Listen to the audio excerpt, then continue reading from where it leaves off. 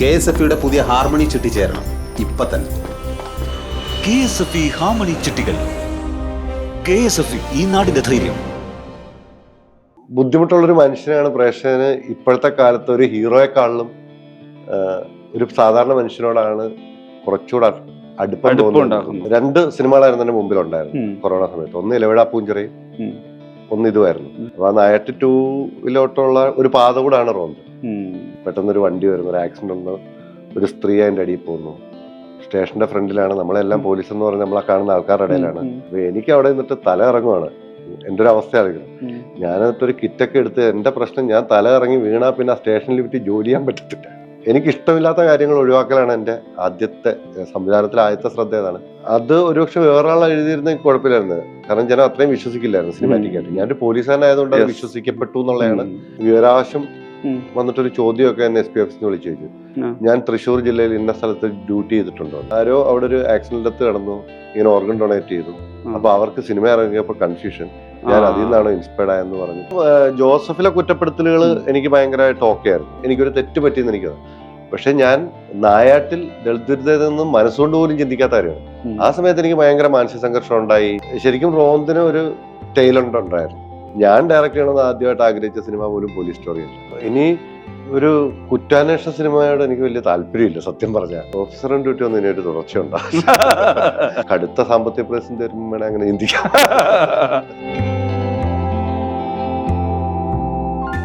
തിരക്കഥാകൃത്തും സംവിധായകനുമായ ഷാഹി കബീറാണ് Q സ്റ്റുഡിയോയിൽ. ഷാഹി, സ്വാഗതം. റോന്ത് ഒരു എല്ലാ തരത്തിലുള്ള നിരൂപക പ്രശംസയും നടന്നു. അങ്ങനെ കനത്ത മഴയ്ക്കിടയിൽ പ്രേക്ഷകർ ഏറ്റെടുത്തൊരു സിനിമയാണ്. മിക്ക സിനിമയും ഷാഹിയുടെ എനിക്ക് തോന്നുന്നു ഇലവിഴ പൂഞ്ചിറ ശേഷമുള്ള ഓരോ സിനിമയുടെയും തലേ ദിവസം ഷാഹിയെ കാണാൻ ഭാഗ്യം ലഭിച്ചപ്പോഴെല്ലാം ഷാഹിയുടെ കോൺഫിഡൻസ് ലെവല് എപ്പോഴും ഒരു കൺഫ്യൂസിങ് ആയിരുന്നു. അങ്ങനെ പ്രേക്ഷകർ ഏത് നിലയ്ക്ക് സ്വീകരിക്കുന്നുള്ളത്, അത് റോന്തിന്റെ കാര്യത്തിലാണെങ്കിലും ഇലവിഴ പൂഞ്ചിറയുടെ കാര്യത്തിലാണെങ്കിലും ഓഫീസർ ഓൺ ഡ്യൂട്ടിയുടെ കാര്യത്തിൽ, അങ്ങനെ ഷാഹിക്കൊരു മുഴു ആത്മവിശ്വാസം എന്ന് പറയുന്ന സംഗതി ഇല്ലായിരുന്നു. പക്ഷെ ഇത് നേരെ തിരിച്ചാണല്ലോ പ്രേക്ഷക സ്വീകാര്യം എന്ന് പറയുന്നത്. നമ്മൾ ഓവർ കോൺഫിഡൻസ് എന്ന് പറയുന്നത് എനിക്ക് ഒരിക്കലും ഇല്ലാത്തതാണ്. എല്ലാ പ്രവൃത്തിയിലും ഞാൻ കൺഫ്യൂസ്ഡ് ആവുന്ന ആളാണ്. ശരിയാണോ തെറ്റാണോ, ജഡ്ജ്മെന്റ് ശരിയാണോ, പക്ഷേ എല്ലാ കാര്യത്തിലും അങ്ങനെയാണ്. പിന്നെ ചീത്തപ്പേര് കേൾക്കില്ല എന്നൊരു കോൺഫിഡൻസ് മാത്രമാണ് നമ്മളെ പിടിക്കാറുള്ളത്. പിന്നെ സാമ്പത്തിക വിജയമാണല്ലോ സിനിമയുടെ ഭാഗം. അതിനെക്കുറിച്ചൊരു കൺഫ്യൂഷൻ എപ്പോഴും ഉണ്ടാവുന്നു. ഈ ഷാഹി തന്നെ പറഞ്ഞിട്ടുണ്ട്, ഈ തൊണ്ടി മുതലും ദൃക്സാക്ഷി എന്നുള്ള പടത്തില് അസിസ്റ്റന്റ് ഡയറക്ടറുടെ കാര്യമായിട്ട് വരുന്ന സമയത്ത് തന്നെ അതിന്റെ പ്രീ പ്രൊഡക്ഷൻ ഘട്ടത്തിൽ പാരലലി നൈറ്റ് പെട്രോളിന്റെ ഭാഗമായിട്ട് ജോലിയാണ്. കാരണം വെച്ചാൽ നിങ്ങൾക്ക് ആ ഡ്യൂട്ടി ആ സമയത്ത് ലീവോ കാര്യങ്ങളായിട്ട് മിസ് ചെയ്യാൻ പറ്റില്ല എന്നുള്ളത്. ഈ ശരിക്കുള്ളൊരു ഐഡിയ, ഇപ്പം ഇതൊരു മൾട്ടിപ്പിൾ ഇൻസിഡന്റിലൂടെ പോകുന്ന സിനിമയാണ്. ഇപ്പൊ ഒരു സീനിയർ ഓഫീസറും തുടക്കക്കാരനുമായിട്ടുള്ളൊരു സംഗതിയാണ്. അങ്ങനെ ഒരു എപ്പിസോഡിക് സ്വഭാവത്തിലുള്ള സിനിമ. ശരിക്ക് റോന്ത് എന്നുള്ള ഒരു ആദ്യ ആലോചന എന്താ ഈ സിനിമയുടെ കാര്യത്തിൽ? എന്തായിരുന്നു, എന്ത് തരം സിനിമ എങ്ങനെ ചെയ്യാം എന്നുള്ള ഒരു ആദ്യ ആലോചന എന്താ? ഇങ്ങനല്ലേ എനിക്ക് തോന്നുന്നു നായാട്ട് ഷൂട്ട് നടക്കുന്നു. അപ്പോൾ ആ സമയത്ത് കൊറോണയുടെ ഒരു ഗ്യാപ്പ് വന്നു. അപ്പോൾ ആ സമയത്താണ് ശരിക്കും സംവിധാനം എന്ന് പറഞ്ഞൊരു ചിന്തയൊക്കെ വരുന്നത്. അപ്പോൾ എനിക്ക് പലപ്പോഴും ഇൻട്രസ്റ്റിംഗ് ആയി തോന്നിയാണ് ഈ ഇവന്റുകൾ. കാരണം കൊറോണയ്ക്ക് മുമ്പുള്ള ആക്ഷൻ ഹീറോ ബിജു ഉണ്ടായിരുന്നു. കൊറോണ ബ്രേക്ക് ചെയ്തുകൊണ്ട് വന്നത് ഓപ്പറേഷൻ ജാവയാണ്. അതിനൊരു എപ്പിസോഡിക്ക് എന്നൊക്കെ പറയാവുന്ന 2-3 അന്വേഷണങ്ങളുണ്ട്. അപ്പൊ ഇത് ആൾക്കാർക്ക് ബുദ്ധിമുട്ടില്ലാത്തൊരു സിനിമയായിരിക്കും എന്ന് തോന്നി. പിന്നെ അതിനപ്പുറം ഈ 2 ക്യാരക്ടേഴ്സ് വളർന്നു. എൻ്റെ അത് രസകരമായ ഒരു കാര്യം എന്ന് വെച്ച് കഴിഞ്ഞാൽ, ഇനിഷ്യൽ ചിന്തയിൽ നായാട്ട് 3 പോലീസുകാരായിരുന്നു പോകുന്നത്. Male police. ഒരു അലൻഷിയർ എന്ന് പറയുന്ന ഒരു സീനിയർ, ഒരു മിഡിൽ, അതിലായിരുന്നു ജോജുവിനെ സങ്കല്പിച്ചിരുന്നത്. സുനിത ഇല്ലായിരുന്നു. അപ്പം ഇപ്പുറത്തെ സൈഡിൽ ഒരു ചാക്കോച്ചൻ, അങ്ങനെ 3 പേര്. അപ്പം മാർട്ടിൻ ചേട്ടൻ ഡയറക്റ്റ് ചെയ്യാൻ തീരുമാനിച്ചപ്പോഴാണ് ഒരു സ്ത്രീ കഥാപാത്രം വേണമെന്ന് പറയുന്നിടത്തുനിന്ന് ഞാൻ എടുത്തു മാറ്റിയ ഒരു ഇമോഷനും കഥയുമാണ് യോഹൻലാലിലോട്ട് വെച്ചത്. അതായത് നമ്മള് സുനിതയെ പുതുതായിട്ട് ഉണ്ടാക്കിയപ്പോ അന്ന് നിശ്ചയിച്ചിരുന്ന ഈ ക്യാരക്ടറിനെ എടുത്ത് സാങ്കേതികമായ മേലുദ്യോഗസ്ഥനാണ്, എന്നാൽ വേറൊരു തരത്തിലുള്ള കീഴുദ്യോഗസ്ഥനാണ്. അങ്ങനെ ഒരു സാധനമായിരുന്നു. ആ ക്യാരക്ടർ എടുത്ത് മാറ്റി വെച്ചപ്പം ശരിക്കും റോന്തിന്റെ ചിന്തകള് വരുമ്പം പല പല കാര്യങ്ങളാണ്. ഇത് എവിടെ കൊണ്ട് കെട്ടുമെന്നോ അങ്ങനെയുള്ള കൺഫ്യൂഷൻസ് നമുക്ക് വരും. അപ്പൊ അതൊരു സമയത്തെ ചിന്തകൾ പിന്നെ ഇങ്ങനൊരു ഐഡിയയിലോട്ട് വരികയും അങ്ങനെ അതിനൊരു ക്ലൈമാക്സ് പോർഷൻ വേണമായിരുന്നു. പിന്നീടാണ് ആ ക്ലൈമാക്സിൽ എത്താൻ പറ്റിയത്. അപ്പൊ അങ്ങനെ ഇപ്പൊ നമ്മളിപ്പോ ജോസഫിൽ നോക്കുകയാണെങ്കിൽ, അല്ലെങ്കിൽ ഇലവീഴ പൂഞ്ചറയിൽ നോക്കുകയാണെങ്കിൽ, നായാട്ടിൽ നോക്കുകയാണെങ്കിലും, ഓഫീസ് ഓൺ ഡ്യൂട്ടിയിൽ 4 എഴുത്ത് പരിഗണിക്കുന്ന അല്ലെങ്കിൽ സംവിധാനം പരിഗണിച്ച കഴിഞ്ഞ 4 പടങ്ങളിലെയും നോക്കുകയാണെങ്കിൽ ഇതിൽ ഈ പറഞ്ഞ മനുഷ്യര് അപ്രതീക്ഷിതമായി അകപ്പെടുന്ന അല്ലെങ്കിൽ ചെന്നുപെടുന്ന അല്ലെങ്കിൽ ഡ്യൂട്ടിയുടെ ഭാഗമായിട്ട് പെട്ടുപോകുന്ന സാഹചര്യങ്ങളുടെ ഒരു തുടർച്ചയാണ്. എന്നാൽ അതിലൂടെ ഇവരുടെ ഒരു പേഴ്സണൽ സംഗതിയിലേക്ക് കൊണ്ടെത്തിക്കുന്ന ഒരു സിനിമയാണ്.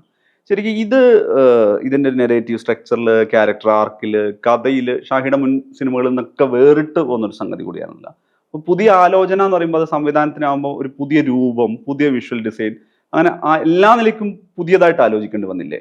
തീർച്ചയായിട്ടും. ഇപ്പൊ ഞാൻ പറഞ്ഞ നമ്മുടെ മുൻ മാതൃകകളുണ്ടല്ലോ. ഇപ്പൊ ആക്ഷൻ ഹീറോ ബിജു എന്നുവെച്ചാൽ ഒരു കഥയിൽ നിന്ന് പരസ്പരം കഥകളിലോട്ട് പോകുമ്പോൾ അവിടെ കഥകൾ സ്റ്റാൻഡ് ചെയ്യുന്നതായിട്ടാണ് എനിക്ക് തോന്നിയത്. ത്രൂട്ട് ഒരു ക്യാരക്ടർ റൺ ചെയ്യുന്നില്ല. പിന്നെ ഇപ്പുറത്തെ സൈഡിലെ ഓഫീസർ ഒരു ഹീറോ തന്നെയാണ് ഇവിടെ പറഞ്ഞത്. അപ്പൊ അതിനെ ബ്രേക്ക് ചെയ്യലൊന്ന്.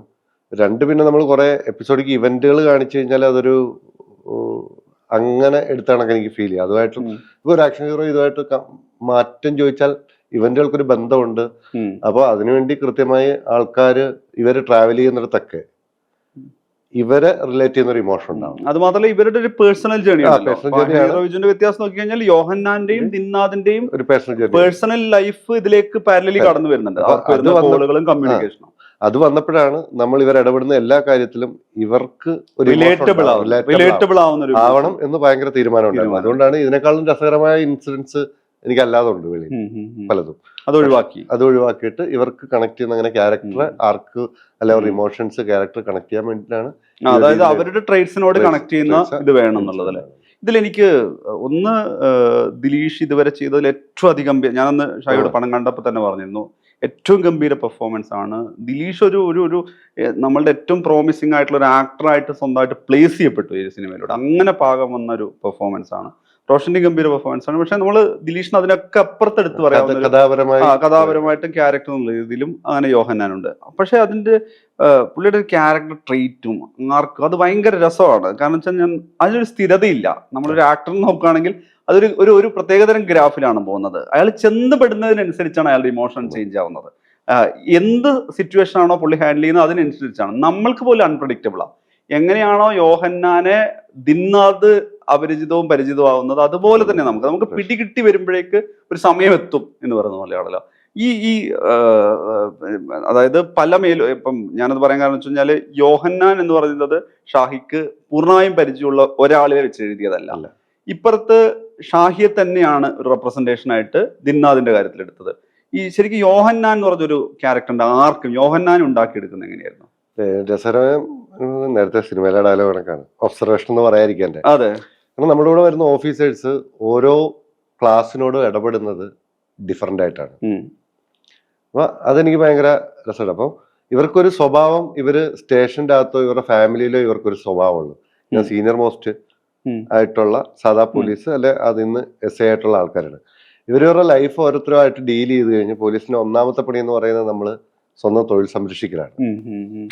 അപ്പം അവര് ഡീൽ ചെയ്യുമ്പോൾ നമ്മുടെ കൂടെ ഇരിക്കുന്ന ഓഫീസർ ഭയങ്കര രസകരമായ ആൾക്കാരുണ്ട്. ചിലപ്പോൾ റോഡിൽ കൂടെ പോകുമ്പോൾ പുള്ളിയുടെ ഒരു പരിചയക്കാരൻ പോവാണെങ്കിൽ എന്നെ കൊണ്ട് വണ്ടി സ്ലോ ആക്കിച്ചിട്ട് പുള്ളിയുടെ പാലലി മറ്റേ കുടുംബാത മോള് ജർമ്മനിയിൽ നിന്ന് വന്നോ എന്നൊക്കെ ചോദിക്കുന്ന കണക്കും. എന്നാൽ തൊട്ടപ്പുറത്ത് വേറൊരു മനുഷ്യനെ കാണും എന്നാ വണ്ടി വിടുന്നതാണെന്ന് ചോദിക്കുന്ന കണക്കും. ആ ഡിഫറൻസ് പോലീസിംഗ് ഉണ്ട്. അപ്പൊ ഇവരുടെ ഇടപെടുന്ന എല്ലാ വ്യക്തികളോടും ഇവർ ഭയങ്കര ഡിഫറെന്റ് ആയിട്ടാണ് പെരുമാറുന്നത്. അപ്പം അത് തന്നെയാണ് ശരിക്കും യോഹന്നാൻ അങ്ങനെ ആയിരിക്കണം. കാരണം അയാൾ അത്ര എക്സ്പീരിയൻസ്ഡ് ആണ്. കാരണം അയാൾക്ക് പണിയെ ഭയമുണ്ട്. അയാളൊരു സമ്പന്ന വീട്ടിലോ അധികാരമുള്ള വീട്ടിലോ ചെന്ന് കഴിഞ്ഞാൽ അയാൾ ഒരു മുകളിലെ പെരുമാറുന്നു. നേരെ മറിച്ച് അയാൾ ഇപ്പുറത്ത് നിങ്ങൾക്കറിയാം ഫസ്റ്റ് സീനി വരുമ്പോൾ അയാൾക്ക് ഇറിറ്റേറ്റഡ് ആയാലും അയാൾക്ക് അവിടെ ഒന്നും പറയാൻ പറ്റില്ല. അത്രയും പൊതുസമൂഹത്തിൽ നിന്ന് രക്ഷപ്പെടുക എന്നുള്ളതല്ലാതെ അയാളുടെ ഒരു ദേഷ്യമോ ഇതോ അപ്പുറത്ത് പ്രകടിപ്പിക്കാൻ പറ്റില്ല. അതേസമയം കുറച്ചുകൂടെ പിള്ളേരാവുമ്പോൾ അവരോട് നമുക്ക് അങ്ങനെ പെരുമാറാം എന്ന് പറയുന്ന ഇവരുടെ ഒരു പോലീസിന്റെ ഒരു എക്സ്ട്രീം പരിപാടിയാണ്. എക്സ്പീരിയൻസ് ആണ് യോഹന്നാനി. എക്സ്പീരിയൻസ് ഉണ്ടാക്കിയ ഒരു ക്യാരക്ടറാണ് യോഹന്നാൻ. അതിൽ തന്നെ ഇപ്പം വെറുതെ നോക്കുവാണെങ്കിൽ ഇപ്പം ഷാഹി ഒരു റിയൽ ലൈഫ് പോലീസ് ലൈഫിൽ നിന്നാണ്, ഒരു പോലീസിന്റെ പശ്ചാത്തലത്തിൽ നിന്ന് വന്നുകൊണ്ട് എഴുതുകയാണ്. അപ്പോൾ യോഹന്നാൻ ശരിക്കും അയാളുടെ പരിചയസമ്പന്നതയിൽ നിന്നും അയാളുടെ പ്രായോഗികതയിൽ നിന്നും അയാളുടെ അനുഭവങ്ങളിൽ നിന്നാണ് ഓരോ ഡയലോഗും പറയുന്നത്. ഇപ്പൊ അതിൽ പറയുന്നുണ്ട് ഈ ഉള്ളവനെ പിന്നെ ഉള്ളവനിൽ നിന്ന് ഇല്ലാത്തവൻ പിടിച്ചു പറിക്കാതിരിക്കാനാണ് മറ്റേ ഇത് ഉണ്ടാക്കിയേക്കുന്നത്, പോലീസിനെ സെറ്റ് ചെയ്തേക്കുന്നൊക്കെ പറയുന്ന പോലത്തെ കുറെ ഡയലോഗ്സ് ഉണ്ടല്ലോ. അല്ല, അത് ഓട്ടോമാറ്റിക്കലി പോലീസിന്റെ ലെവലാണ്. എന്താണ് പോലീസ് എന്ന് ചോദിച്ചാൽ നമ്മളെപ്പോഴും ജനങ്ങളുടെ ജീവനും സ്വത്തും അന്തസ്സും സംരക്ഷിക്കുക. ആരാണ് എന്നൊരു ചോദ്യം അപ്പുറത്ത് കിടന്നു. പോലീസുകാർക്കാണ്. അപ്പൊ അതിനെ ഒന്ന് ലൈറ്ററായിട്ട് പറഞ്ഞാണ്. അല്ല, ഞാൻ പറഞ്ഞ അങ്ങനെ മൾട്ടിപ്പിൾ ഭയങ്കര സ്ട്രൈക്കിംഗ് ആയിട്ടുള്ള കുറെ ഡയലോഗ് ഉണ്ട്. എന്നാൽ ആ ഡയലോഗ് നമ്മളൊരു പോലീസ് കോപ്പ് യൂണിവേഴ്സിൽ പോലീസ് ഹീറോയുടെ പഞ്ചു ഡയലോഗ് അല്ല. അത് ഈ പറയുന്ന ഇത് ദാണ്ടാ പോലീസ് എന്നും മറ്റേന്നൊക്കെ പറയുന്ന ഒരു കോമൺ മാനിന്റെ ഏറ്റവും ആരാധിക്കാവുന്ന ഫിഗർ എന്നുള്ളതിന് പകരം ഇവിടെ കുറച്ചുകൂടി റിയലിസ്റ്റിക് ആയിട്ടുള്ള അയാൾ ഇങ്ങനെയൊക്കെയാണ്. അതായത് നേരത്തെ പറഞ്ഞ പണമുള്ളവനോട് എങ്ങനെ പെരുമാറണം, അധികാരമുള്ളവനോട് എങ്ങനെ പെരുമാറണം, രാഷ്ട്രീയ സ്വാധീനമുള്ളവൻ, അത് പരിശീലിച്ചൊരു ഓഫീസറായിട്ടാണല്ലോ പ്ലേസ് ചെയ്തേക്കുന്നത്. കാരണം ഈ അച്ഛൻ സീനൊക്കെ അങ്ങനെ ഭയങ്കരമായിട്ട് കൊറിയോഗ്രാഫി ചെയ്തിട്ട സാധനമാണല്ലോ. ആ ഒരു കോൺട്രാസ്റ്റ് വരുന്ന സംഗതിയൊക്കെ ഞാൻ പറഞ്ഞു. ഇതെല്ലാം എക്സ്പീരിയൻസ് കൂടി മിക്സ് ചെയ്ത് എഴുതുമ്പം എന്റെ ചോദ്യം എന്ന് വെച്ചാൽ ഇതിന്റെ ഫിക്ഷൻ സാധ്യത എവിടെയാണ് കണ്ടെത്തുന്നത്? കാരണം വെച്ചാൽ ഇപ്പോൾ ഷാഹിയുടെ തന്നെ ലൈഫിൽ വന്ന ഷാഹിയുടെ പരിചിത വൃത്തത്തിലുള്ള ഉദ്യോഗസ്ഥരുടെ ലൈഫിൽ നിന്നുള്ള ഇൻസിഡന്റ് എടുക്കുന്നു നിങ്ങൾ. പക്ഷെ ഒരു സ്റ്റോറി, ഒരു ആദ്യമധ്യാന്ത പൊരുത്തമുള്ള ഒരു കഥയിലേക്ക്, സിനിമയിലേക്ക് ആ രൂപം എങ്ങനെ ഉണ്ടാക്കുന്നത്? എനിക്കറിയില്ല, ഇങ്ങനെ ചോദിച്ചാൽ പെട്ടെന്ന്. കാരണം ഞാൻ ആദ്യമേ ഈ 2 പോലീസുകാർ ഐഡിയ പറഞ്ഞ സുഹൃത്തുക്കള് ഇപ്പം 2 സിനിമകളായിരുന്നു എന്റെ മുമ്പിലുണ്ടായിരുന്നു കൊറോണ സമയത്ത്. ഒന്ന് ഇലവിഴ പൂഞ്ചിറയും ഒന്ന് ഇതുമായിരുന്നു. അപ്പൊ എന്റെ സുഹൃത്തുക്കളെ എനിക്ക് ഡിമിൽ, നിതീഷും ഇവരുമാണ് ഇലവിഴ പൂഞ്ചിറ. അല്ല, ഞാൻ പോലീസല്ല, സിനിമാ സുഹൃത്തുക്കളെ എന്ന് പറഞ്ഞാൽ ഇപ്പൊ അനിൽ ജോൺസൺ, അല്ലിയേട്ടൻ, മനീഷ് മാധവൻ, പിന്നെ ഡിമൽ ഉണ്ടല്ലോ വലിയ. അപ്പൊ ഇവരോടെല്ലാം സംസാരിച്ചപ്പോഴും ഇവർ 3 പേരും എന്നോട് പറഞ്ഞത് ആദ്യമേ ഈ സിനിമ പിടിക്കൂ, റോന്ത്, എന്നിട്ട് ഇലവിഴ പൂഞ്ചിറ പോയാൽ മതി എന്നായിരുന്നു. പക്ഷെ എനിക്കപ്പം എനിക്ക് ഫേവറേറ്റ് ആയിട്ട് തോന്നിയത് അപ്പൊ ഇലവിഴ പൂഞ്ചിറയായിരുന്നു, കുറച്ചുകൂടെ ഇൻട്രസ്റ്റിംഗ് ആയിട്ട് തോന്നിയത്. പിന്നീട് ഇതിലോട്ട് വന്നു. അപ്പൊ നമുക്ക് ഈ സിനിമ ചെയ്യാന്ന് ഒരിക്കൽ തീരുമാനിക്കപ്പെട്ടു. ഇടയ്ക്ക് വേണോ വേണ്ടെന്നൊക്കെയുള്ള കൺഫ്യൂഷൻ വന്നായിരുന്നു. പക്ഷെ പിന്നീട് എന്തോ ഇതിനോട് എവിടെ ഒരു ഇഷ്ടം വന്നു. ഞാൻ പറയത്തില്ല, ചില കഥകള് നമുക്ക് ഇങ്ങനെ കുറെ ഇവന്റ്സുകളുണ്ട്, അതെങ്ങനെ കൊണ്ടുപോകണം എന്നൊക്കെയുള്ള ആലോചന കുറെ സമയങ്ങൾക്ക് ശേഷമാണ് ഞാൻ തീരുമാനിക്കുന്നത്. എനിക്ക് എങ്ങനെയാണ് വന്നത്, ഇത് എങ്ങനെയാണെന്ന് അറിയില്ല, ഇതൊരു ആലോചന എപ്പോഴും ഉണ്ടാവും. അപ്പം യോഹന്നാന്റെ ക്യാരക്ടറെ എനിക്ക് പ്രോപ്പറായിട്ടുണ്ടായിരുന്നു. ഇപ്പുറത്ത് ദിന്നാദ് ഇനി എങ്ങനെ കൊണ്ടുപോകുന്നുള്ളതായിരുന്നു പ്രശ്നം. യോഹന്നാനായിരുന്നു ഫസ്റ്റ് ഉണ്ടായിരുന്നത്. അപ്പൊ ഇതിന്റെ ഒരു ബാലൻസ് ആണല്ലോ. അപ്പൊ ദിന്നാദിനെ പയ്യെ ചിന്തിച്ചു തുടങ്ങുന്ന ഒരു സമയമായിരുന്നു. അപ്പൊ ദിന്നാദിന് ഞാൻ എന്റെ ഫ്ലേവറുകൾ കൊടുത്തു. കാരണം ഞാൻ വെളിയിൽ നിന്ന് കണ്ടതല്ല ദിന്നാദിനെ, ഞാനായിരുന്നല്ലോ ഒരു സീറ്റ്. അപ്പൊ എനിക്ക് അങ്ങനെ അപ്പുറത്തിരുന്ന് ഇപ്പുറത്ത് ഞാൻ കണ്ടിട്ടില്ല. അപ്പൊ എന്റെ പ്രശ്നങ്ങളുണ്ട്. അപ്പൊ ഞാൻ പോലീസിൽ ചേരുമ്പം എനിക്ക് രക്തം കണ്ട ഭയമാണ് പറഞ്ഞിട്ടുണ്ടാവില്ല. ഞങ്ങളെ കറിയച്ചാൽ സ്റ്റേഷനിൽ നിന്ന് ഒരു ദിവസം താഴെത്തൊട്ട് ഞങ്ങൾ 3 പോലീസുകാർ ചായ കുടിക്കാൻ ഇറങ്ങുന്നു. പെട്ടെന്നൊരു വണ്ടി വരുന്നു, ഒരു ആക്സിഡന്റ് ഉണ്ട്, ഒരു സ്ത്രീ അതിന്റെ അടിയിൽ പോകുന്നു. സ്റ്റേഷന്റെ ഫ്രണ്ടിലാണ്, നമ്മളെല്ലാം പോലീസ് എന്ന് പറഞ്ഞാൽ നമ്മളെ കാണുന്ന ആൾക്കാരുടെ ഇടയിലാണ്. അപ്പൊ ബാക്കി 2 പേരും എക്സ്പീരിയൻസ്ഡ് ആണ് ഇതൊക്കെ എടുത്ത്. പെട്ടെന്ന് എടുക്കാന്ന് പറയുന്നത് മീൻസ് ബോഡിയുടെ പാർട്സ് കണക്കെന്ന് തന്നെ പറയാം. അപ്പൊ എനിക്ക് അവിടെ നിന്നിട്ട് തല ഇറങ്ങുവാണ്. എന്റെ ഒരു അവസ്ഥ അറിയിക്കണം. ഞാൻ എന്നിട്ടൊരു കിറ്റൊക്കെ എടുത്ത്, എന്റെ പ്രശ്നം ഞാൻ തല ഇറങ്ങി വീണാ പിന്നെ ആ സ്റ്റേഷനിൽ വിട്ട് ജോലി ചെയ്യാൻ പറ്റത്തില്ല, ആൾക്കാരുടെ ഒരു കളിയാക്കൽ മാത്രമോ എന്ന് പറയുന്ന കണക്കുള്ള പല പ്രശ്നങ്ങളുണ്ട്. അതിൻ്റെ അകത്ത് ഒന്ന് ഇപ്പം എനിക്ക് സൈക്കാട്രിക് പേഷ്യൻസ് ഡീൽ ചെയ്യാൻ അവരെന്റെ സ്റ്റേഷനിൽ അകത്ത് വന്നാൽ പോലും ഒരു സൈക്കാട്രിക് പേഷ്യന്റ് വന്നാൽ എനിക്ക് ആങ്സൈറ്റി ഉണ്ടാവും. എന്തോ എന്റെ ഒരു എമ്പതി പ്രശ്നമാണ്. അപ്പൊ അത് ഞാൻ കൊടുത്തിട്ടുണ്ട്.